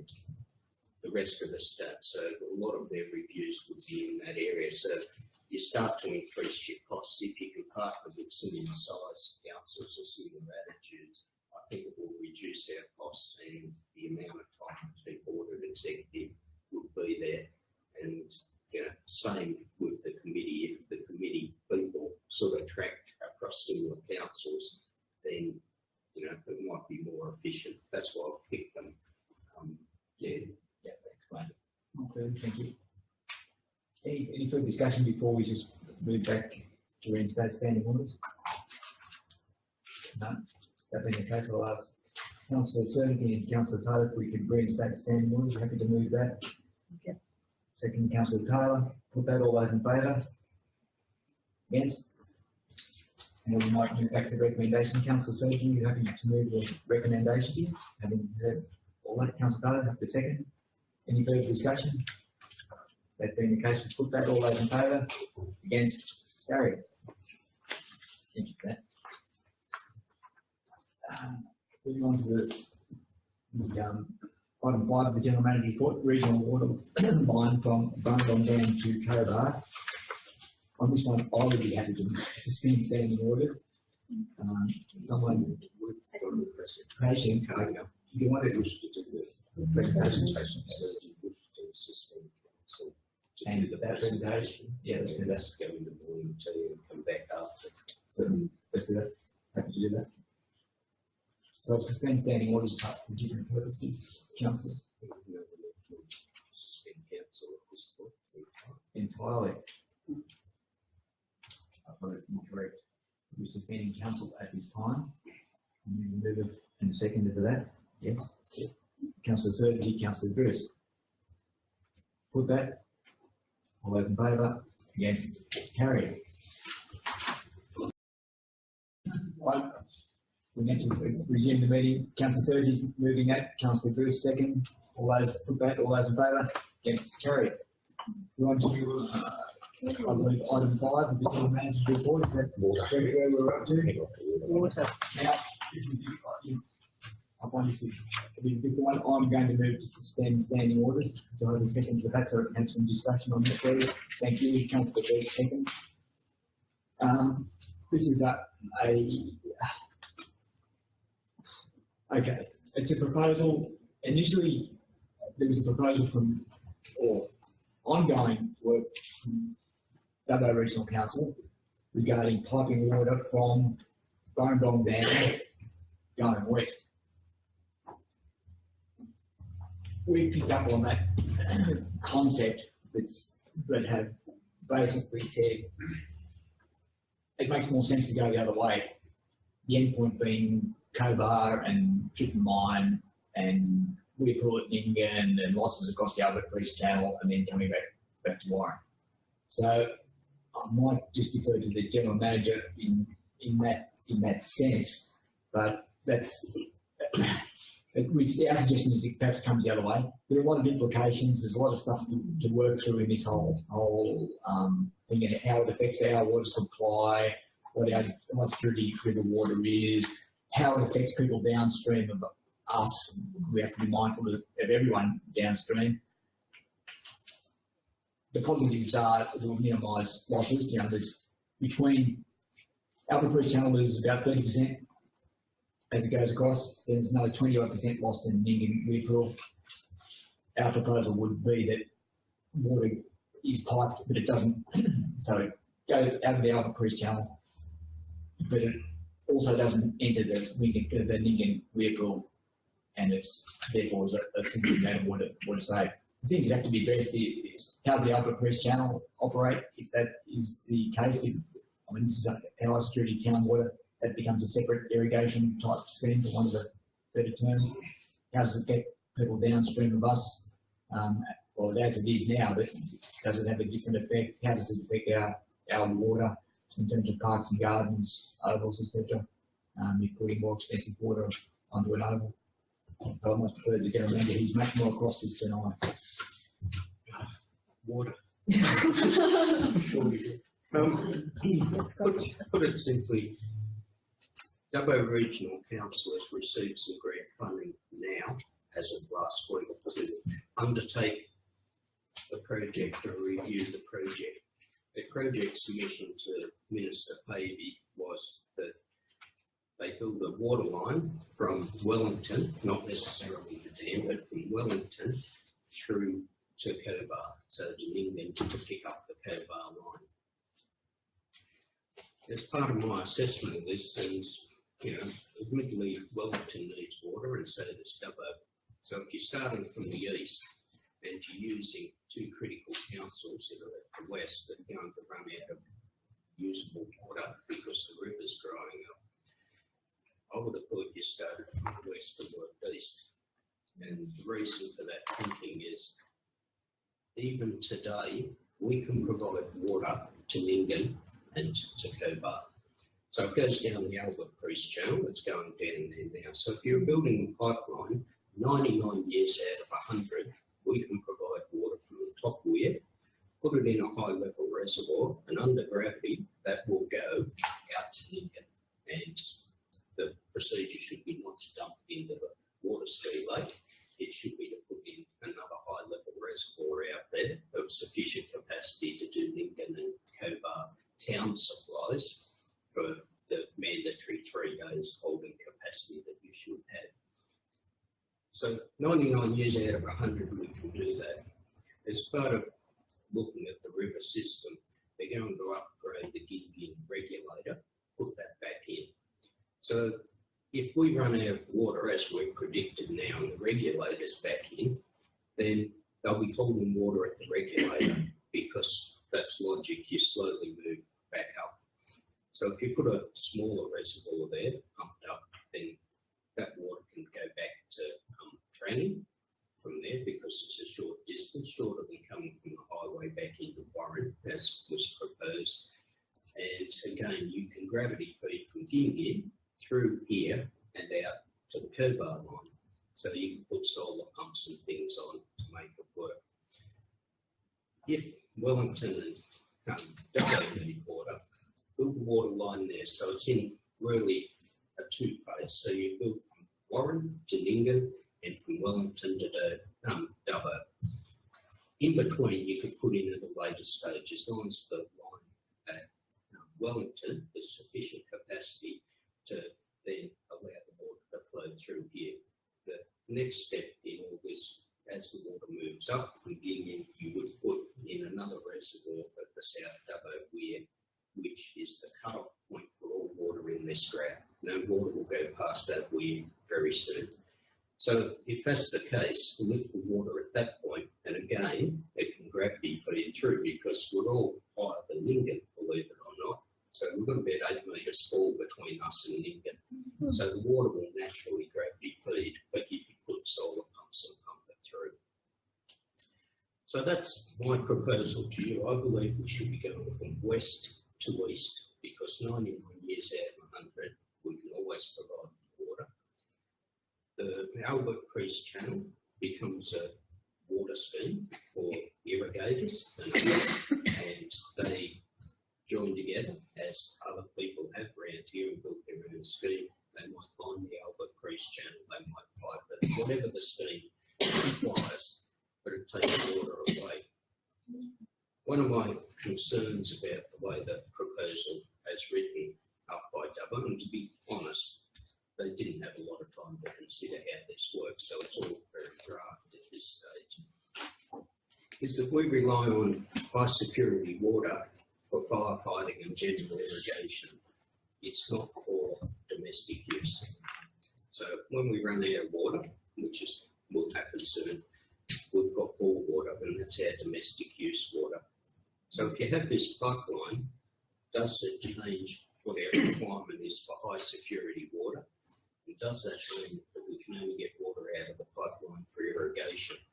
And if that's the case, I think that's detrimental to the town overall, because what we've got now is a real bonus, and we've tried to be quiet about this bonus that we've got because other places don't have high security water that they can pour under grass. So I'd like to maintain that, and the pipeline should be separate from the Warren supply, and it should be separate from our high security supply. And that's why if we have a reservoir that pumps directly to Ningen and doesn't touch the Warren supply, that's all fine. One of the other arguments in all this is who's going to manage it. And if you watch water, you would have seen all the huffing and puffing by Broken Hill Council when they were provided with a free water line and said all you've got to do is manage it. Well, the state now manages that line because Broken Hill Council refused to. I would suggest from an economic point of view, and to make sure these things happen, the Warren would put its hand up and say, we will work as a bulk supplier until such time as the line is fully finished and a county council could be established across the line or a JO to manage the whole pipeline system. Because for us, all we're doing is picking water up, hopefully by solar pumps out of the top weir or above the top weir. It goes in and our staff just make sure it works and tops up and the water flows out the bottom of the reservoir through to Ningen. All brand new pipe, there's no cost for leaks and things like that. So that gives time for the government and the councils along the pipeline to establish a county council or a JO process. So to me, it's a very positive outcome, but there needs to be some things in place that the water just doesn't run out the pipe at Ningen into the ski lake, that it actually goes into a reservoir, and that reservoir is then used. Otherwise, we end up with these massive losses again. So you might as well use the Albert Priest Channel. it's done in stages to suit what needs to happen for the community. So Narromine and Tranny don't need water. They're both on bore water, although they probably like river water, but there's some history around all that as well. And, so if it was done in stages and then the middle put in when the giving regulators back in, I think that would work much better for these communities out west and, pipe the water off to the cobalt, nickel mines, tin mine, and that will work as well, So, it's a good project. I think Dubbo's doing great looking recently. I just believe that we should be pushing to go from west to east in stages, not east to west, because it's like us trying to say, well, Cobar's got no water, so, we'll get the advantage. It doesn't seem right the way they've put it to me. So just a question to you, Glenn. If with the piping, I mean, the biggest danger I see there is we have a river right now which allows us a generous allocation of 700. With a lot of these buybacks, I know it's not a buyback, but the way government looks at water, if it's going to be piped, is our 700 next going to become 300? I mean, we want that guarantee. We have a history of gardens and parks here, which we've got government funding to make it more attractive to bring people in. If they're going to cut short that water supply, of course we're having a pipeline, it's going to be seriously to the detriment of our town. That's my fear on high security water side, that we don't rely on river water for domestic use. So the current proposal is the pipeline runs along the highway and they bring a spur line from the highway back in to Warren to provide for domestic use. If that's the case, then our high security river water may disappear or be severely cut back. So I'm saying it should be a standalone pipeline. That's what I'm saying. There should be a reservoir that has nothing to do with Warren up at the top here, and that pipeline goes through to Ningen. But we offer to help manage that in the interim, but it does not connect anywhere into the Warren system, where the other way around it does. And I've raised this with Dubbo Council, but my fear is it goes that way. The other one is if it follows the river, it allows these supplementary reservoirs and pick-up points to occur if water ever reduces back as it is in this drought. But you're going to have other points that water can enter. The other thing is the length of pipeline, you've got to have areas where you can drop the water out into reservoirs or tanks, and you've got to have air valves and all sorts of other things to make sure the water continues through. It just won't run because you'll get an air blockage or whatever. So, by having a series of reservoirs through the system, you then have the ability to pump that water through much easier, and the water can be pumped all day under the sun for nothing. So, and the route we've chosen for us back down Old Warren Road, it's a disturbed area. There is, we can put it in the road corridor. There's no trees, there's no vegetation areas we've got to protect. We can go down that corridor. We've only got one wet crossing really we've got to manage, which is out on our border. And it's a bridge, so we can go across the bridge or under the bridge in that case and come back in. So distance-wise, it's pretty much equivalent. It just means it can be done in stages rather than having to start at Wellington and pull the pipeline through. Well, it doesn't make sense, but the cost is horrendous. So the cost from here to Ningen is $100 million is the estimate. So from Wellington through to Ningen, you've just got to add a few more zeros. Wow. So, just to give you an idea, when you talks about reservoirs for irrigators, we're talking about enclosed. Closed. Yeah, we're only talking about a few megalitres. What's the Cobar and Ningen domestic use? About 1 meg a day, both of them. Yeah. Okay. There's an allocation of about 10,000 megalitres, Yeah. which is not a lot in the scale of a normal year. In a tight year, it's significant. So we're talking about, in terms of storage, you need a couple of days, so you need, 3 or 4 weeks storage, whatever. Normally you have 3 days storage, so they're using a meg a day, so you want, 3 or 4 meg storage there. And again, it's very inefficient out that end, talking to people that run their water, is the water goes down the overpriced channel into the lake. It then gets pumped from the lake into the reservoir they've just built. From the leaky reservoir, it can't directly feed out. It's got to be pumped back and into the Cobar County Council line. What's having a look and improve all that, put it into a 3 or 4 meg storage, a tank farm out there, and then we can directly feed back into the Cobar line. And if all fails, power fails, it's still going to trickle out the other end under gravity. So we're talking about it, Ben was telling me how, in terms of the pipeline, is that what, I'll say now, foot, I don't know, you might have put it in the centimetres or whatever. I prefer feed. But just to give people, the council's a perspective of what sort of size we're talking about. It's not a bloody, It's like the training stock and domestic. So we're talking 8 to 10 inch pipeline, and whatever that is. Yeah, exactly. Do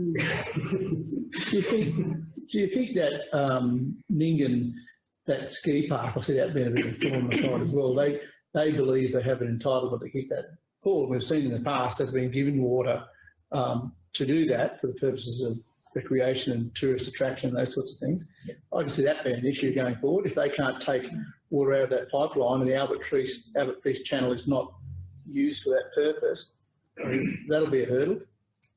Yeah, look, I believe that's going to be a hurdle in any discussions. But again, other places that have ski parks buy water, and they have high security, and low security water allocations that they pump into their ski parks. And I believe if you're going to run that as a town, then you should be on the same rules as irrigators. If you buy your licence or get handed your licence, anyway, the government gives it to you, and you request your allocation. So if that's the case on the Albert Priest Channel, where we're losing 30 to 50% of water, that may encourage people to actually repair the channel or take out, develop a scheme that gets the water through and out the other end. So it may be an incentive to improve it. Other towns don't get free allocations of water. They should be on the same, everyone should be on the same playing field. We can't recall it.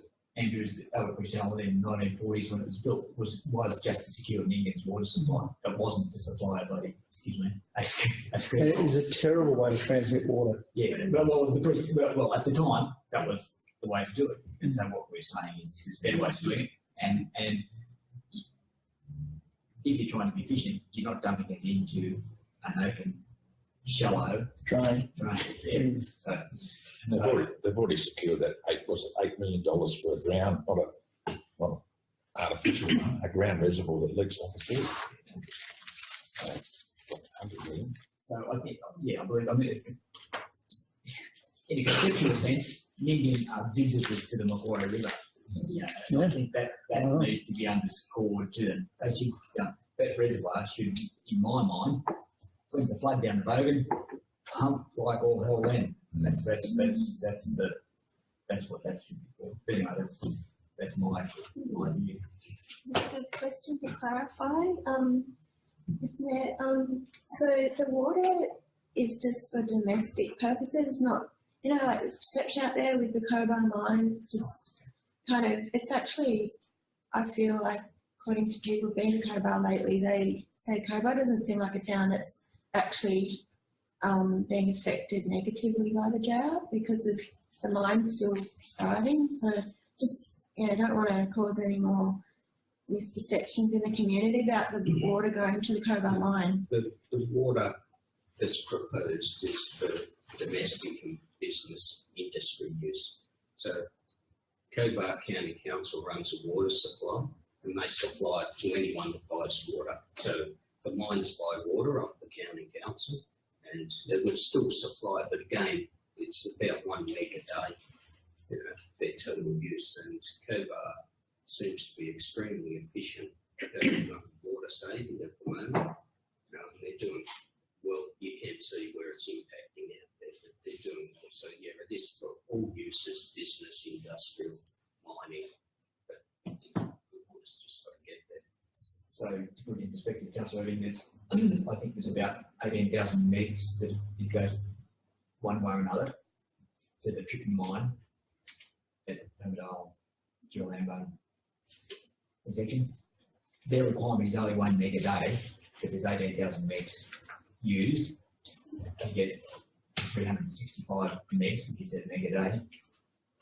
So there's 17,000 megs at worst saved in terms of that. But I mean, the other side of that is if people on the game back will get water and all that sort of things. But there's substantial savings really to be made by being efficient, keeping businesses going. Yes, but it's not a big amount of water in the scheme. My main concern is just the people in our Shire downstream. Yeah. Yep. Not sure how we look after them. The pipeline it's really to get water to the. That's what the intention of the pipeline is, and as I said, my concerns are if we're on that pipeline, then it restricts our water use in town. If the river's running, people just run it as normal. Irrigators ask for water, whatever the licence requirements are, people order their water through the system. We're not proposing to get into any of that. Well, if I am retiring, if you want to go into that, that's just too hard for every government. But yeah, so I don't see that it's going to impact on anyone. What it does is instead of losing 30 to 50% of the water going out to Ningan and Cobar in the old Chris channel, what gets put in the pipe comes out the other end. So if you put 1 meg in, you get 1 meg out. At the moment, to get 1 meg out, they need to put in 2 megs.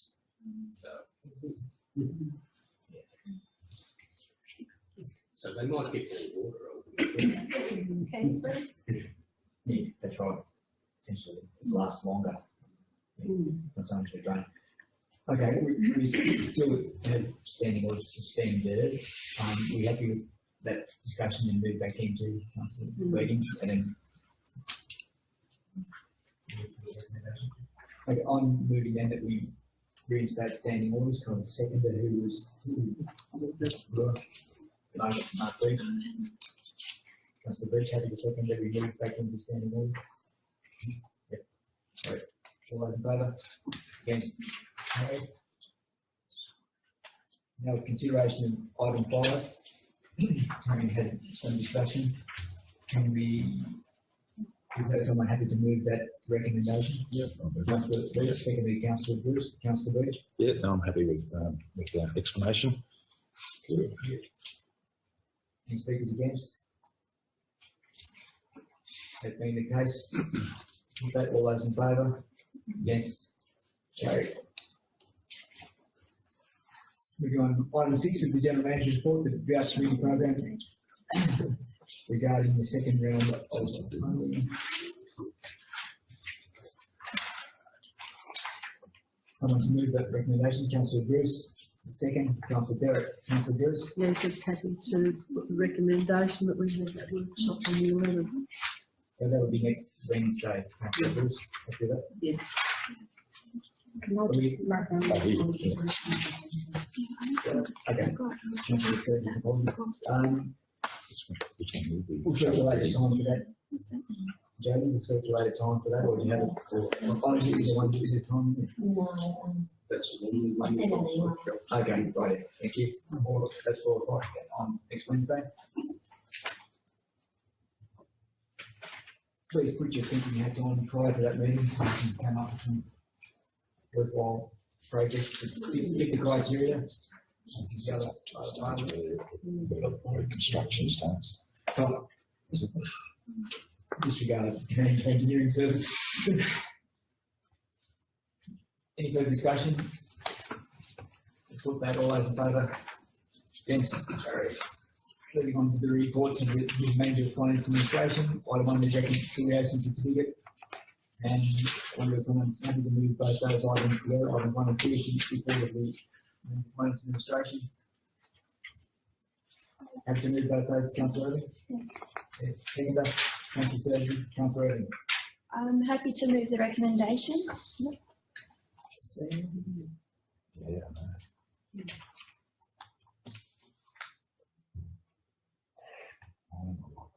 Any discussion?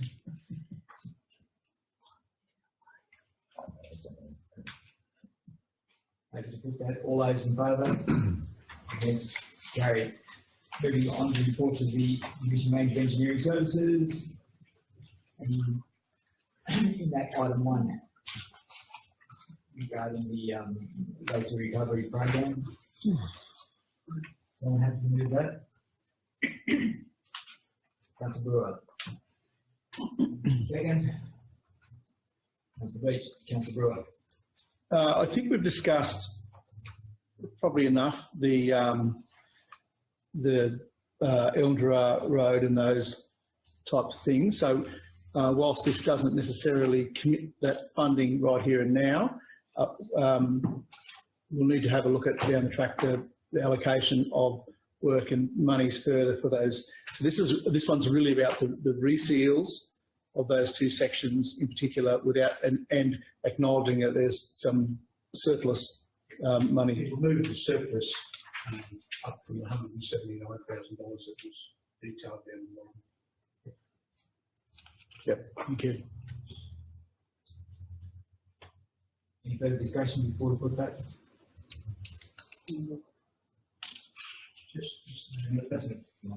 That report, there'll be a further report from when we received an announcement about fixing local roads correctly, we spoke of earlier.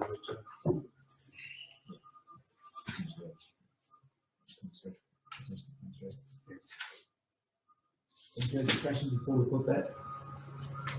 All those in favour? Against? Carried. Moving on to item 2 of the Manager of Engineering Services report regarding the 2019-20 regional road repair grant. Someone happy to move that? Councillor Brewer, second. Councillor Bruce, Councillor Brewer. The significance of this one, I think, is that the $400,000 was budgeted for initially, and to take on this, correct me if I'm wrong, but to take this grant money, acknowledging this grant money, we need to tip $400,000 of our own into that. Is that correct?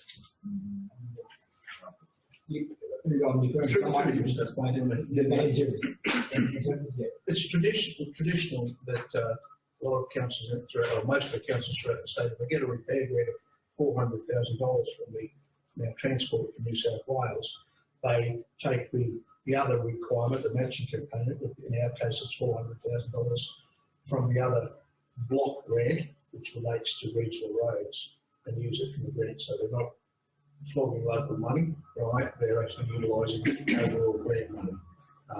And we usually plan our routine maintenance. So if we know we're going to be favourable for a block grant, we usually program the expenditure of our local monies, the block grant monies, to suit the fact that we're going to lose that $400,000 on the block grant component. And because this year, when we did our budget, we didn't budget on the mini grants. It was what we had in our hand at the time. How does this affect that then? If that block grant wasn't budgeted for, in terms of we didn't make any anticipation about getting grants, so we just said this is the money we've got and this is the money we can spend, and we did make some significant trimmings to that to make sure we fit into all of that. How does that block grant stack up against this then? Yes. Sorry if I may, Mr Mayor. Block grant was always put in there because it's a recurring grant every year. We get it no matter what, like our tax grant. Okay. We didn't anticipate we didn't put the repair part of it, it's just part of it here because you've got to apply and go past certain criteria. So what we've always done is part of the whole block grant component of the 1.4777 million we put in a rehabilitation amount roughly into the capital area as well. So that'll just come out of that as being, now instead of having 300,000 for capital, we've got 700, which is taking 100 out of the maintenance money. Okay. So every year we used to get 300, or every second year you used to get 300. We always used to take 300 out of the block grant that we get every year to fund the council portion. So there's no real impact with regard to what Riley's saying, because at the end of last year we carried forward something like 248,000 of the previous year's money as well.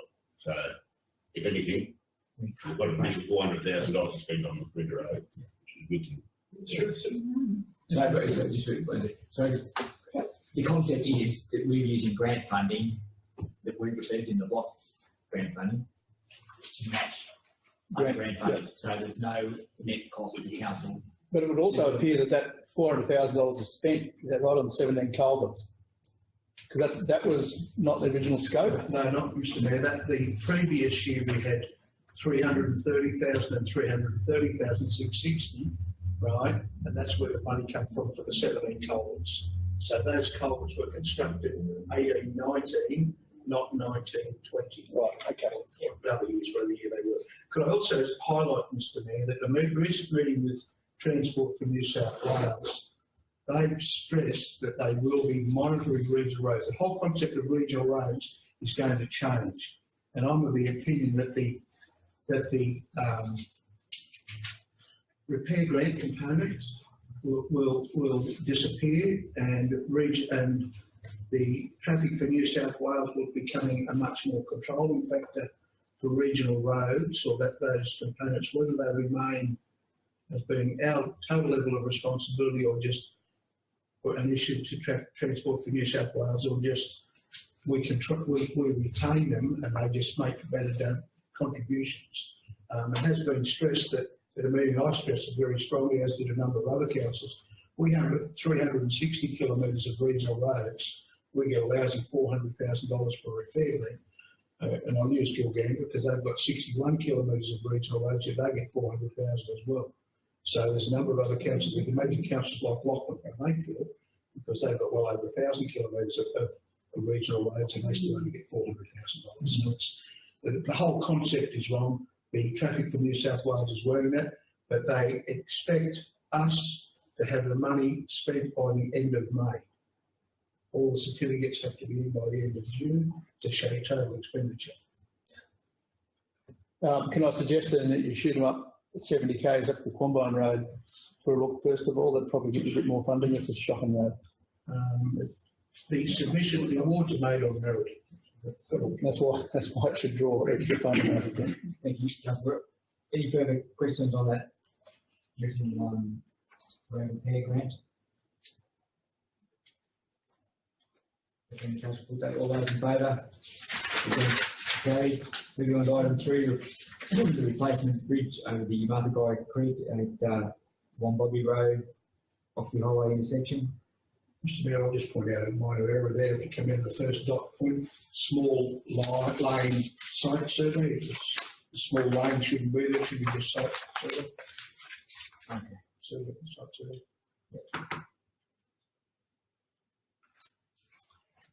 Okay, someone can move that. Councillor Brewer. Second, Councillor Barrett. Councillor Brewer.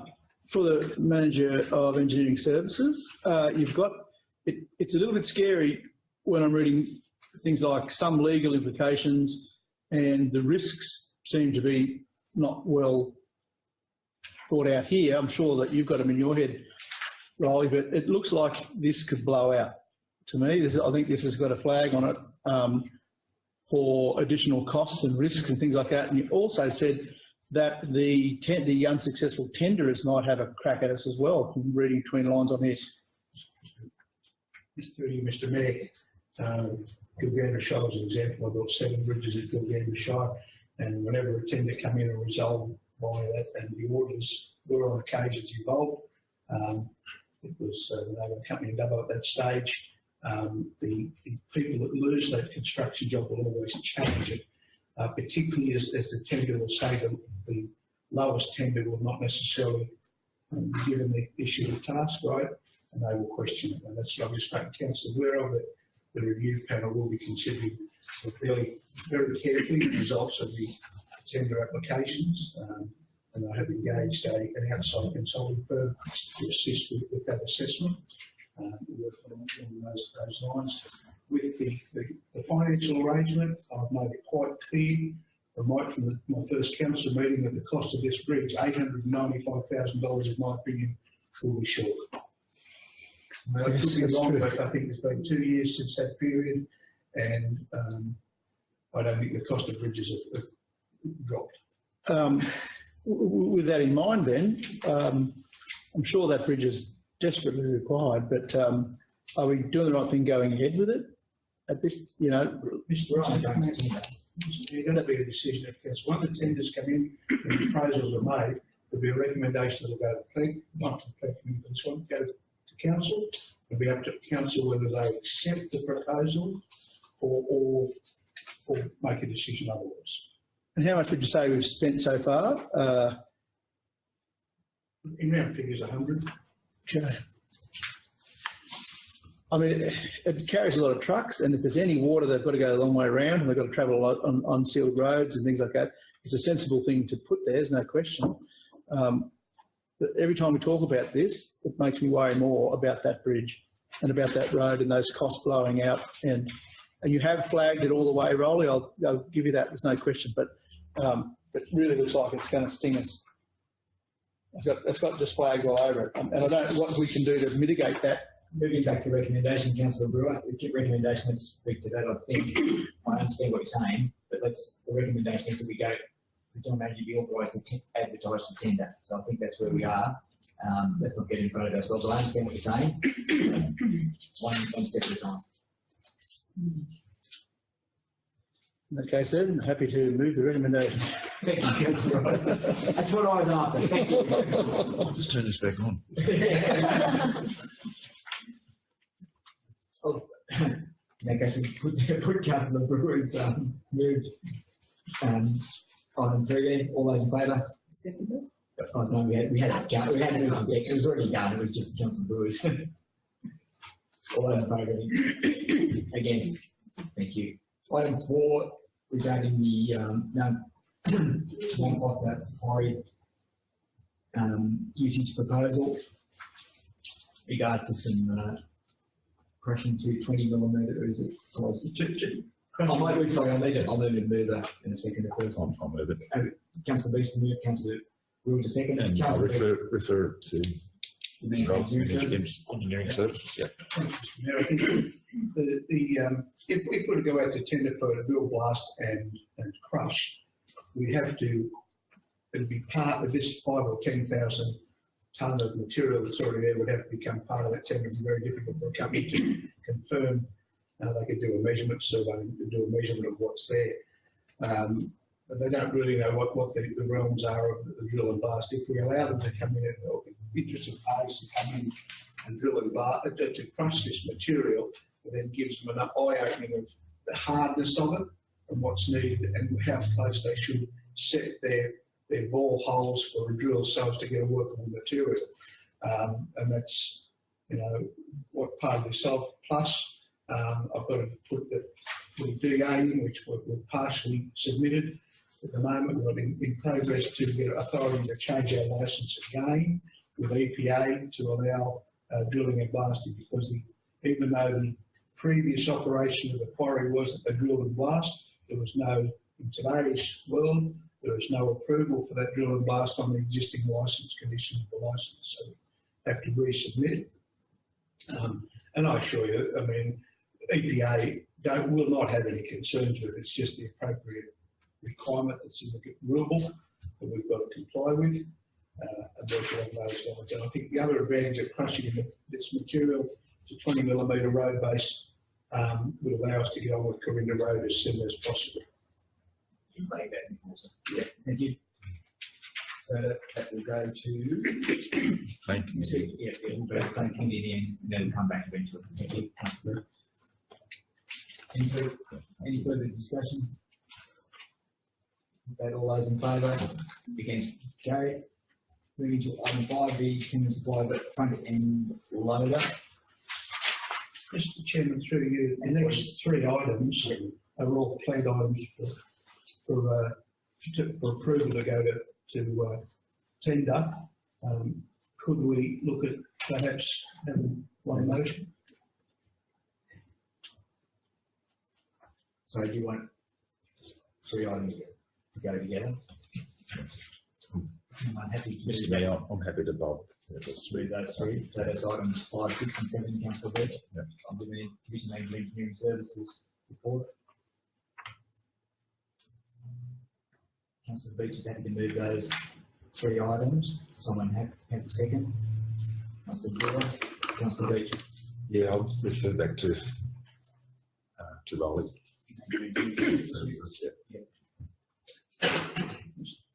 Probably as much discussion these points have all been discussed by the planning committee when the budget was accepted and the report was discussed. I'll just add that we did discuss the need that the new arrangements that the UMR Waste Depot would consume the services of a vehicle of sorts, and at the time wasn't really known whether it was going to be a backhoe or a loader or a trash conveyor or something like that. So this is where we've got to with this, is that's the most appropriate vehicle for that. We're cascading down that. So what will happen is my understanding is that the least valuable backhoe will go to the UMR Waste Depot on a full-time basis. And that probably fits better if particularly if open hours were to be extended, or that covers that. In time though, I envision that there might be a more suitable vehicle for use there, but in the interim, that's not going to happen immediately. Especially when we start the waste transfer facility and things like that. That's going to bear out a whole bunch of things that we haven't really worked out yet. So we really utilise the inclusive plant that's cascaded down that we're going to tend to sell, and so it's just worthwhile use and makes good sense of man hours and not moving it backwards and forwards out. The only point I would perhaps make in regard to purchase of 2 tractors for mowing and slashing, we have used private contractors in the past. I don't know how, that was only when we were under difficulties. Is that Mr. Mayor, just to comment through there, in a good heavy season, we would possibly need contractors as well. We have roughly 710 kilometres of sealed road that we may have to slash edges of, and the highway priority as well. Thank you. It's not necessary at present. That being the case, is there any further questions, comments before we put those 3 items? Put that all those in favour? Against? Carried. Moving on to the report of the general, sorry, the manager of health and development. Item 1 being the shade structures at the Warren Memorial Memorial. Someone happy to move on those lines? Councillor Irving, second Councillor Certainty. So the recommendation is council include shade structures in future grant applications. Happy to move that way. And I think we saw there's 2 quotes there, aren't there? So, need replacement. Any further comments, questions? That being the case, all those in favour? Against? Carried. And item 2, the Warren Youth Foundation request for support for a community hub.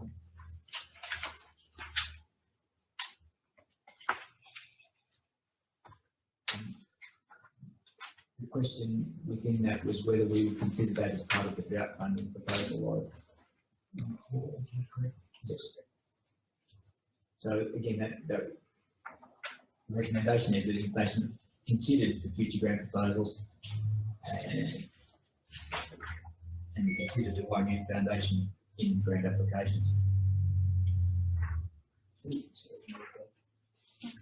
I move on to Councillor Irving. Second, Councillor Derrick. Councillor Irving. I think that we're doing the right thing. They've been working hard, obviously, to get the statistics needed to put forward a good case, and I think we'll be happy to support that.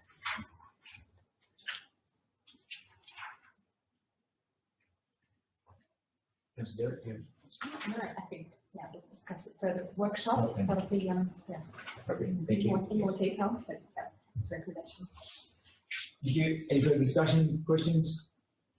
Put that, all those in favour? Yes, carried. We've moved on the notice of motion regarding the Airport Operations Committee. We have the first Councillor Brewery, you indicated at the morning tea break that you wanted some consideration in terms of moving forward with you and Mark Waste Depot and the proposed change of hours by the Chamber of Commerce, and you wish to raise a matter of urgency. Yes, please. So I'll speak to that now. I want to say up front that Sorry. Councillor Brewery, you're moving a motion, a matter of urgency. No, you moved it. I moved it. okay. Ah, thank you. So that the committee can be informed and we can have a UMR Waste Committee meeting before the next council meeting, and so that we can put in place some of the changes that I believe are required through that committee. I'd like to move a motion, I think 2 motions. Firstly, in support of a 7-day timetable that allows for the tip to be open each day of the week. I'm not hard over about the actual opening hours. The people that I've spoken to, including members of the chamber, as we saw this morning, are pushing hard for open 7 days. So I'd like to consider that, make sure that's considered. So that's one motion. So that motion will look something like, we're not going to say that's what we want. I'd like council to in principally support a 7-day timetable or opening hours at the waste facility. So you got that? And the purpose behind that, so everyone's clear, is that what the committee come up with, the mayor can act upon based on our intentions here as a council today. The second motion. How is this going to work?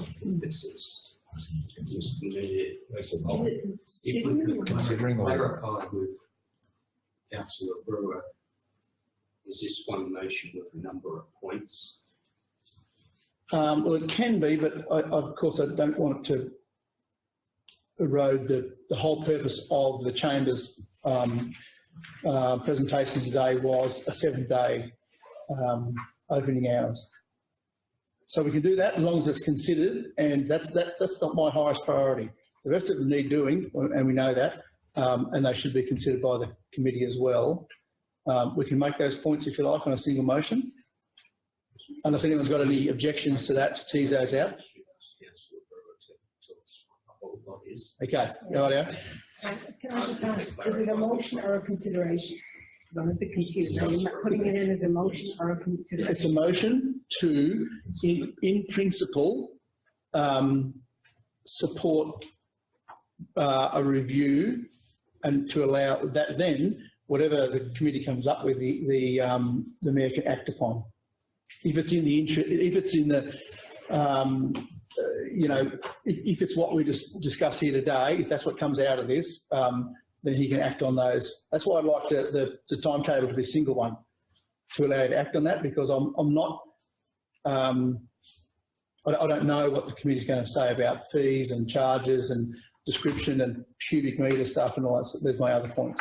So if we leave that as a single motion, which is to in principally support a 7-day opening, and then hopefully the committee can come up with that. And if they do, then the mayor can act on it. Because it's only in principle, it means not a great deal other than the mayor can act on the outcome of the committee meeting for 7 days. So that's a single, that'll be single. That's the case. We really have to be very clear. We have to be very clear on our wording, and then we'll have to we don't have to vote on that. So you're recommending that the committee consider the 7-day, and if they do accept that the mayor. No, I'm recommending that council support in principle a 7-day opening timetable for the. So we're telling these guys to. So if they come up with that, the mayor can act on it and make changes without coming back to council. If they don't. Then it falls on its face. So I don't know whether you can actually direct the committee to. Yes. No, I'm not. I'm But just that's saying that sounding like. if that's what you come up with, the mayor can act on it. But that's what you're sounding like, you're directing the. Well, this is, yeah, and what that'll do is if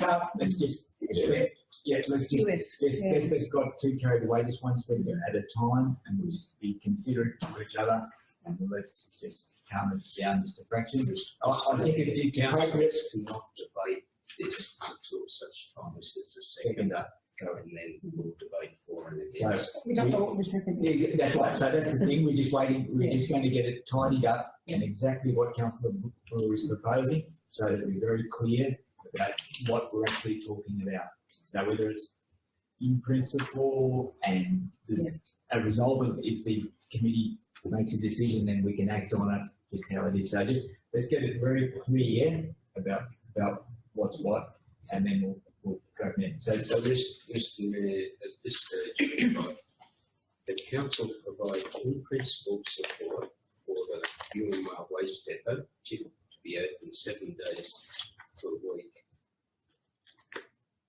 Either that we end assess the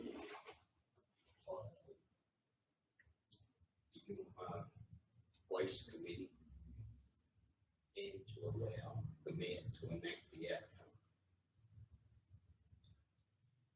I know the wording's not 100%, but that's the intent. I've got it. Let's just read it out again. So I want everyone to be clear about what we're actually. Councillor Brewer's moving a motion. We need to be clear. We haven't even got a second yet, so we just need to be very clear about what it. I wonder if you might just read it out again. I know you've got scribble. Do you want to do it once? So you're happy? So, the council provide in principle support for the human waste depot to be open 7 days per week and assessed by the human waste committee, and to allow the mayor to enact the outcome.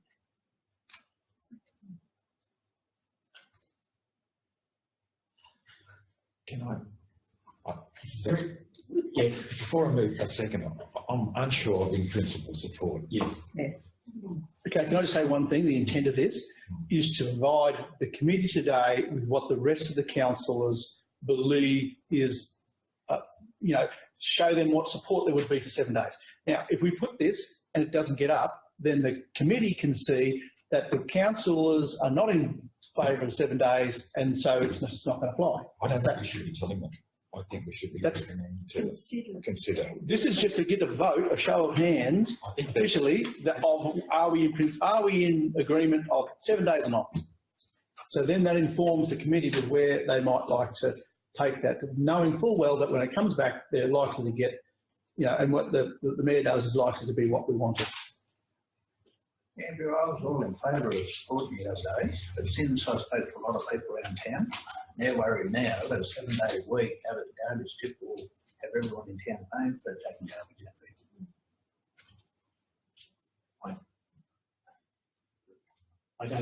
out.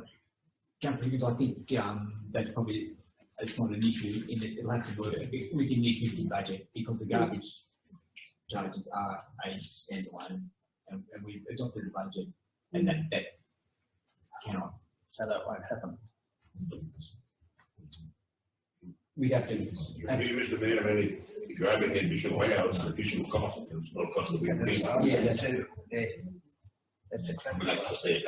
Yeah, but to be fair, I think we have to work on the existing budget to find savings somewhere else. But it's the genuine worry that there's to a lot of people I spoke to over the last couple of days. Tell me what to do.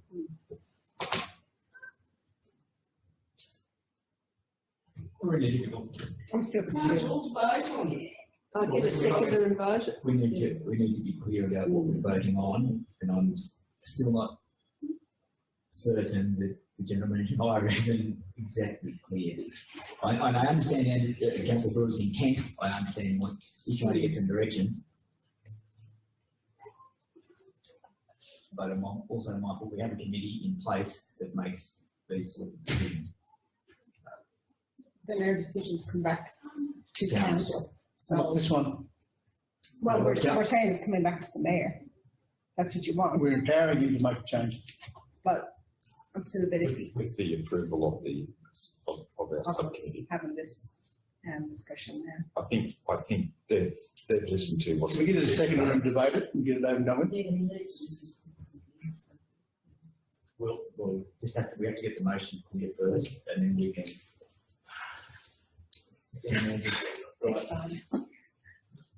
Mr. Mayor, I'll try. The council provide advice to the UMR Waste Committee. It's in principle support for the UMR Waste Depot to be open 7 days per week. And that the mayor enact the advice of the UMR Waste Committee. Does that make a bit more sense? So what you're saying is, if you took a vote now and you all agreed it's going to be open 7 days a week, your advice would go to the committee. The committee would consider council's advice. If the committee says we're sticking to 5 days a week, then the mayor enacts that advice. If they say it's 7 days a week, the mayor can still enact that advice. If they say it's 1 day a week, well, I would probably have a meeting with the mayor and we wouldn't. No, Mr. Mayor, I'll second. Councillor Birch is second that. Councillor Brewer, you're the mover of the motion, you have the opportunity to speak. Right, thank you. So, a large number of people have approached me about the opening hours of the tip, amongst other things. So I'm going to leave the other things out of this because they need to be focused on. That's going to be the content of my next motion. This particular motion is simply about having the tip open 7 days a week. The timetable that was proposed by the Chamber of Commerce is one that's been worked on significantly. If you look in there, and because of the, it's not penalty rates, but it's essentially double hours on Sunday and time and a half on Saturday. So if you work 4 hours on Sunday, for example, that's an 8-hour day on paper that's consumed because it's a Sunday. So he doesn't get paid penalty rates for working Sundays, but every hour that person works is doubled in principle, right? So we rejigged the hours to reduce as much the impact as we could to allow the tip open extra days and each day, so that there were, I think, 8 more hours to be found by council staff, 2 blocks of 4 hours during the week that currently aren't available. The businesses are telling me that whilst they didn't make a submission before, like Damien Plunkett said earlier, they didn't realise the implications of having the tip open odd hours on odd days. It has impacted significantly on a number of businesses, retail outlets, tradesmen, and even some private businesses as well. So even council itself has a policy of not opening the tip for themselves outside of those hours, which I also think is quite odd. But if it's open every day, everyone can get on with it. If a contractor gets a job clearing soil away, like has happened at the swimming pool and skate park, to take fill out to the tip, and they have to do it out of hours, and it attracted a fee, they would have to charge that back to council, of course, because they're not charities. It's just workable, much more workable for these businesses to operate if they have access to the tip each day. The additional cost is not significant in my mind, but there is an additional cost. There's no question to that. It's about 8 extra hours a week. So one day, if you like, of extra hours, and that allows the tip to be manned each of those days. And already we have one retailer who has significant fire risk by having to store cardboard on site. We have no recycling, so it's all got to go on the tip anyway. if they can get access to the tip on a daily basis, they can clear away and reduce the fire risk. We have had building waste and plumbing waste and those sort of things taken out there, and they have to drive around town with rubbish on the truck or park with rubbish on the truck. We've got plumbing businesses that are turning up to people's places for a job in the morning already loaded with muck from the last day on the truck or the trailer that they can't take to the tip.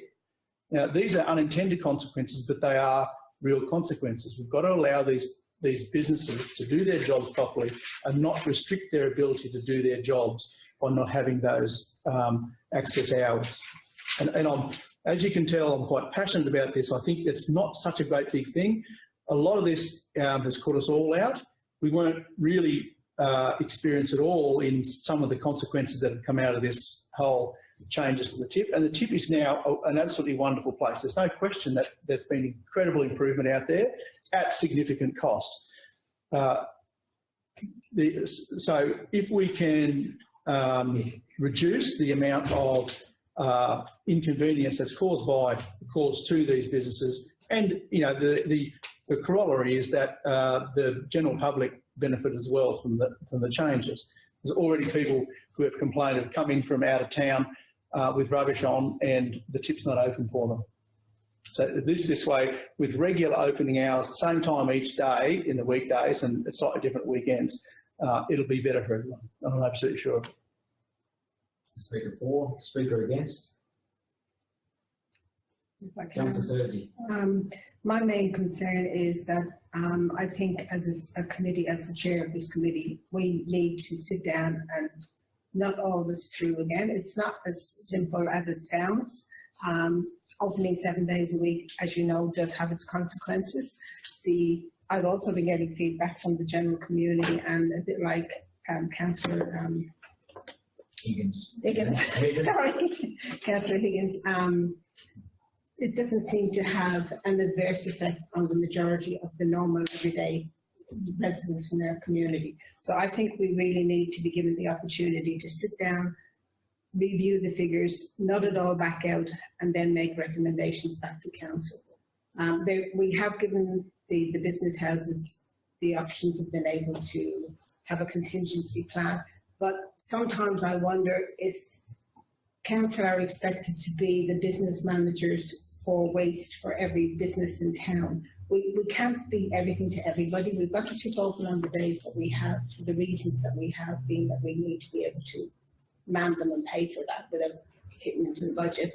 But it's also the responsibility of those various businesses to have a contingency plan. There are days when the tip gets closed due to weather or fire or whatever, so there has to be contingency plans in place to allow for those days when the tip can't open. So I'm for the fact that I think we really need to sit down and look this out as a committee before we go down any other tracks. So that's my spiel. Thank you. Thank you. Speaker for.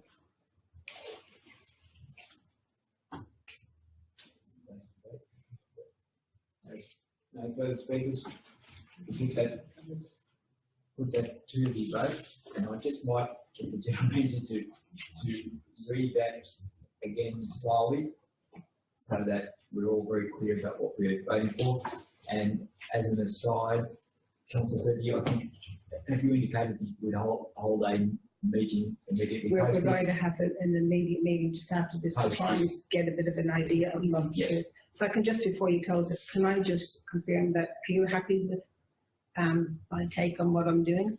You are. That's okay. Just want to make sure I'm not standing alone out there without the advice of the other committee members. We've only got one there. So. Why not? Yeah. Okay. General Manager might just reiterate the motion. Mr. Mayor, the council provided advice to the Urumar Waste Committee. It's in principle support for the Urumar Waste Depot to be open 7 days per week, and the Mayor enact the advice of the Urumar Waste Committee. So I understand that council is only saying to the committee that we support it in principle 7 days a week, and the committee still has to make its own decision. Okay. So everyone's clear on what we're voting on? In that case, I'll put the matter. I think we need to show of hands. I agree entirely. General Manager. Those for the motion? 1, 2, 3. Those against? 1, 2, 3, 4. Declare the motion lost.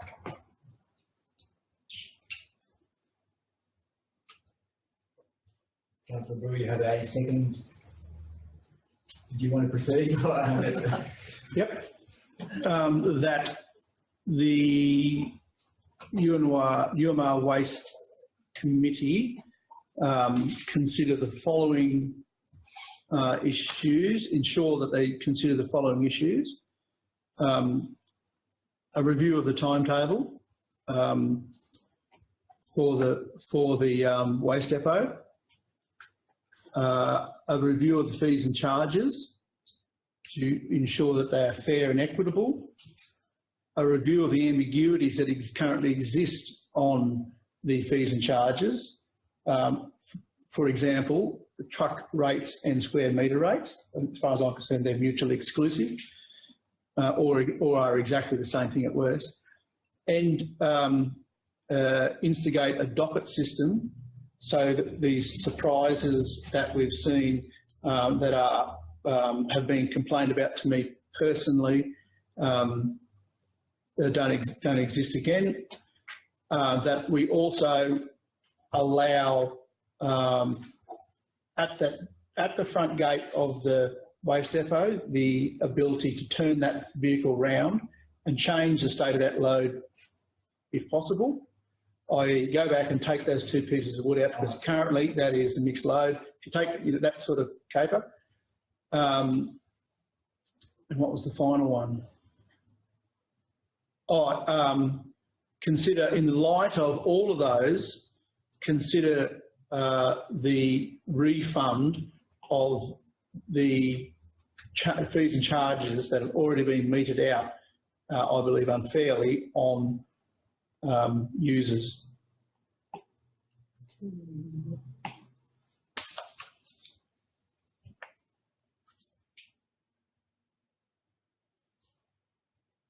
So, Councillor Brewer, you're proposing that those 1, 2, 3, 4, 5, I've got 6. I've got 6 points there. Is that what you heard?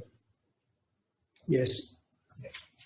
So you're proposing that the UMR Waste Depot Committee consider those 6 items At least, and they are free to consider what else they want, but to make sure that those points are considered. They're the main hot button points that I'm getting from the general public and indeed the businesses. Yep. So again, I'll just ask the General Manager to read that out before I ask for a seconder. So the seconder is clear about what they're seconding.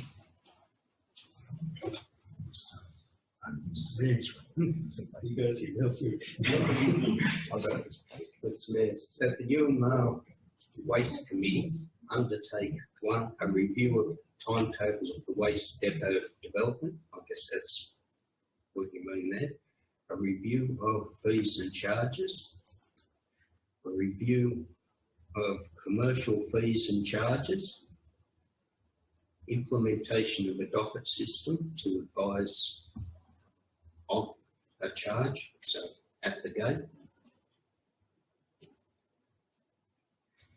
Allow load separation before unloading and review past fees and charges on users. Have to amend. Yes, and also the point was clarify the ambiguity with load type in there, i.e. cubic metre versus big truck, little truck, and that sort of thing. And the third, and sorry, one further one. Also consider a Shire residence pass that that you can show at the gate with a load of mixed goods, if you like, or goods that we deem they can go into the pit, and that those charges could be different to someone from outside. We know that in the past people have been dumping rubbish here from all over New South Wales essentially, and a chap came in with 2 semi-trailer loads, got charged $600 for both of those. He was as happy as Sam, he was fine as because it's cheaper than anywhere he considered for a semi-trailer load because it was a large truck. So if in that whole, I want to just chuck it in the mix. Is that an option for locals to be charged at a rate that's more fair because they're ratepayers, they own that tip, to someone else who comes in with a dirty old mixed load, they should be charged a different price because they're from outside? I think, put it to the committee and let them have some serious discussion about it. And all I'm trying to do for the committee is add the points in that have been raised to me to make sure that they're covered, and that we've been stung by the experience on this, and I think that we can, this gives us the ability to move forward with some better information. Councillor Brewer is moving all of those. There's probably 7 now, but so is someone happy to second Councillor Brewer's motion? Okay, Councillor Irving second. Councillor Brewer, I probably believe you probably covered it. Is there anything else you want to cover in this? I think about that. All good. Is speakers against? Can I just make a comment? Not Certainly may, Councillor. Yes. just that this is all new to us as well. It's a revolving door. We're still learning too, and it's going to be continuing this way when we get the transfer station. So I think it's a big learning curve. Yeah. So. Thanks, Councillor. Is there any further discussion before we put that? Just second that, because I think that's the way we can get more information, because that committee's been doing that, focusing on that area. It'd be great to get a bit more information from the committee before I need a bit more information to make a more informed decision. Yeah, one more comment, if you don't mind. As Damien said this morning, his members thought that this was a trial. What isn't clear to me, or anyone of the users of particularly the commercial users of TIP who are mostly impacted by this, is what's their definition of a trial is different to what council's definition of a trial seems to have been. Hence, those fees and charges that have been meted out, that doesn't seem like a trial to me. That seems like we have put in place fees and charges unfairly, got on with it, and let's just see what happens.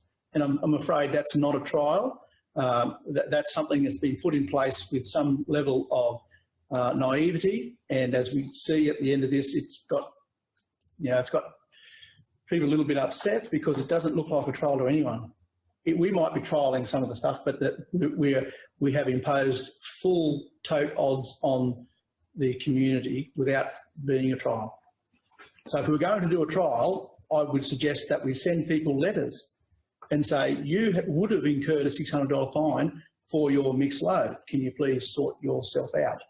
Rather than hit them with a charge. And I know that's new to some of the people in the room, that those charges have been meted out. I think they're incredibly unfair, and the way we've just taken a big stick to the whole thing, we could have done a lot better. And Councillor Brewer, I think that probably concludes your right of reply.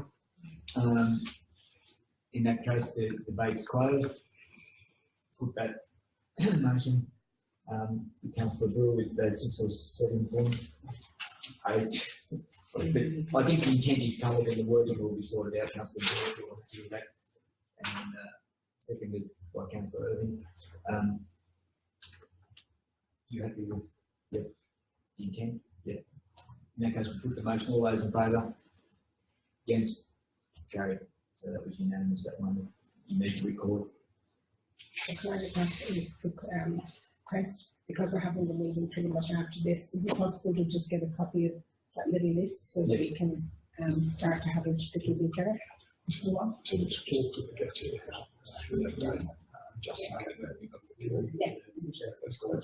Yeah, so I just want to Stop having a meeting. I'm going to stop having a meeting.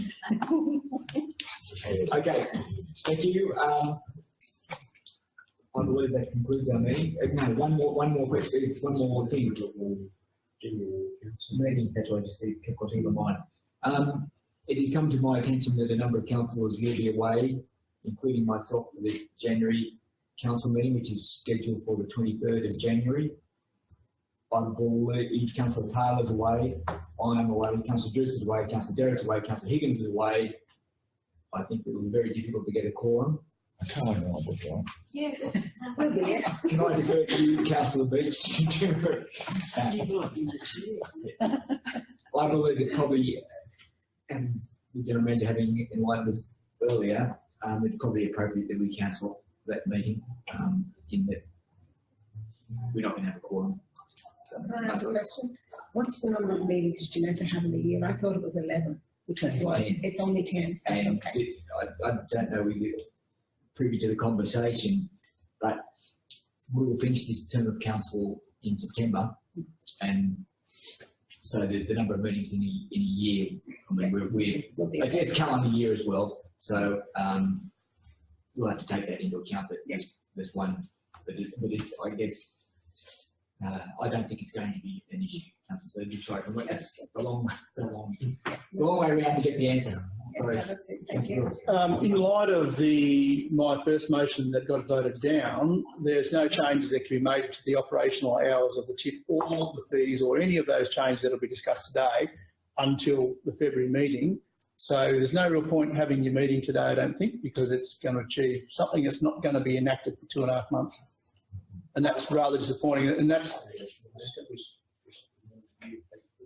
under the Act and under the codes to make a decision.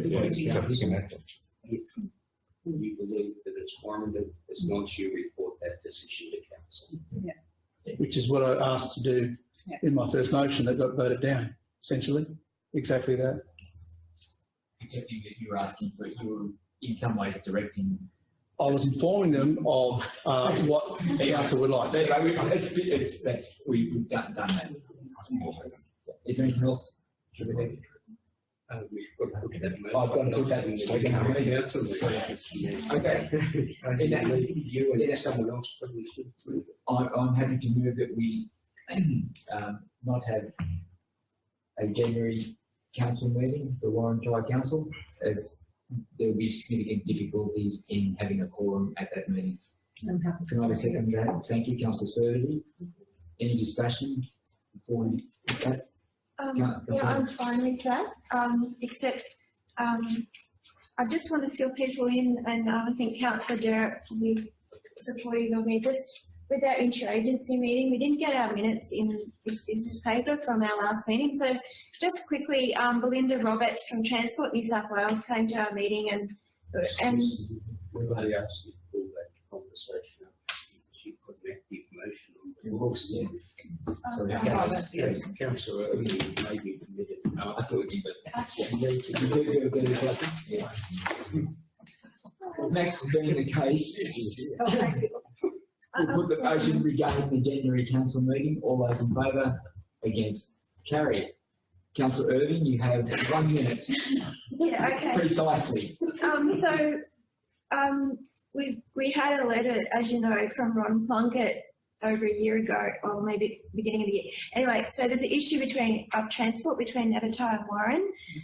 So Belinda was really helpful, and she's negotiating with, I think, Young Life organisation who purchased a minibus and it's up to any private group who would like to start an Uber service or, provide minibus service, just trialling. There's funding available for any people interested in providing a service for transport between Nevertire and Warren. So I thought I'd just update people on that since we won't be having a meeting till This is an inside question. Does it have disabled access? The idea is to support the disabled. Purchase a bus or but yes, it's for the service. So the cost to run a service. So ideally somebody would have a bus that could be used to provide the transport.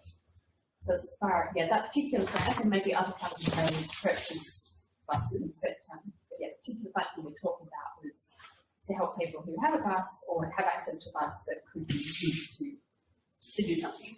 And it's even for, I mean, it's too short to consider for this year, but say for the Christmas party next year to run transport from Nevertire into Warren or from Collang to Warren for events as well. So, Thank you. Yeah, but Can I just ask this, have you lined up anything with community transport? You're not able to? Community transport were, Yes, I think they're included in the discussion, but this discussion can take place after. it's a quick answer. Yep. They're short. This is not part of the council meeting. finance, so they can't. Any, I'm going to give you the opportunity. I'm going to declare the meeting closed.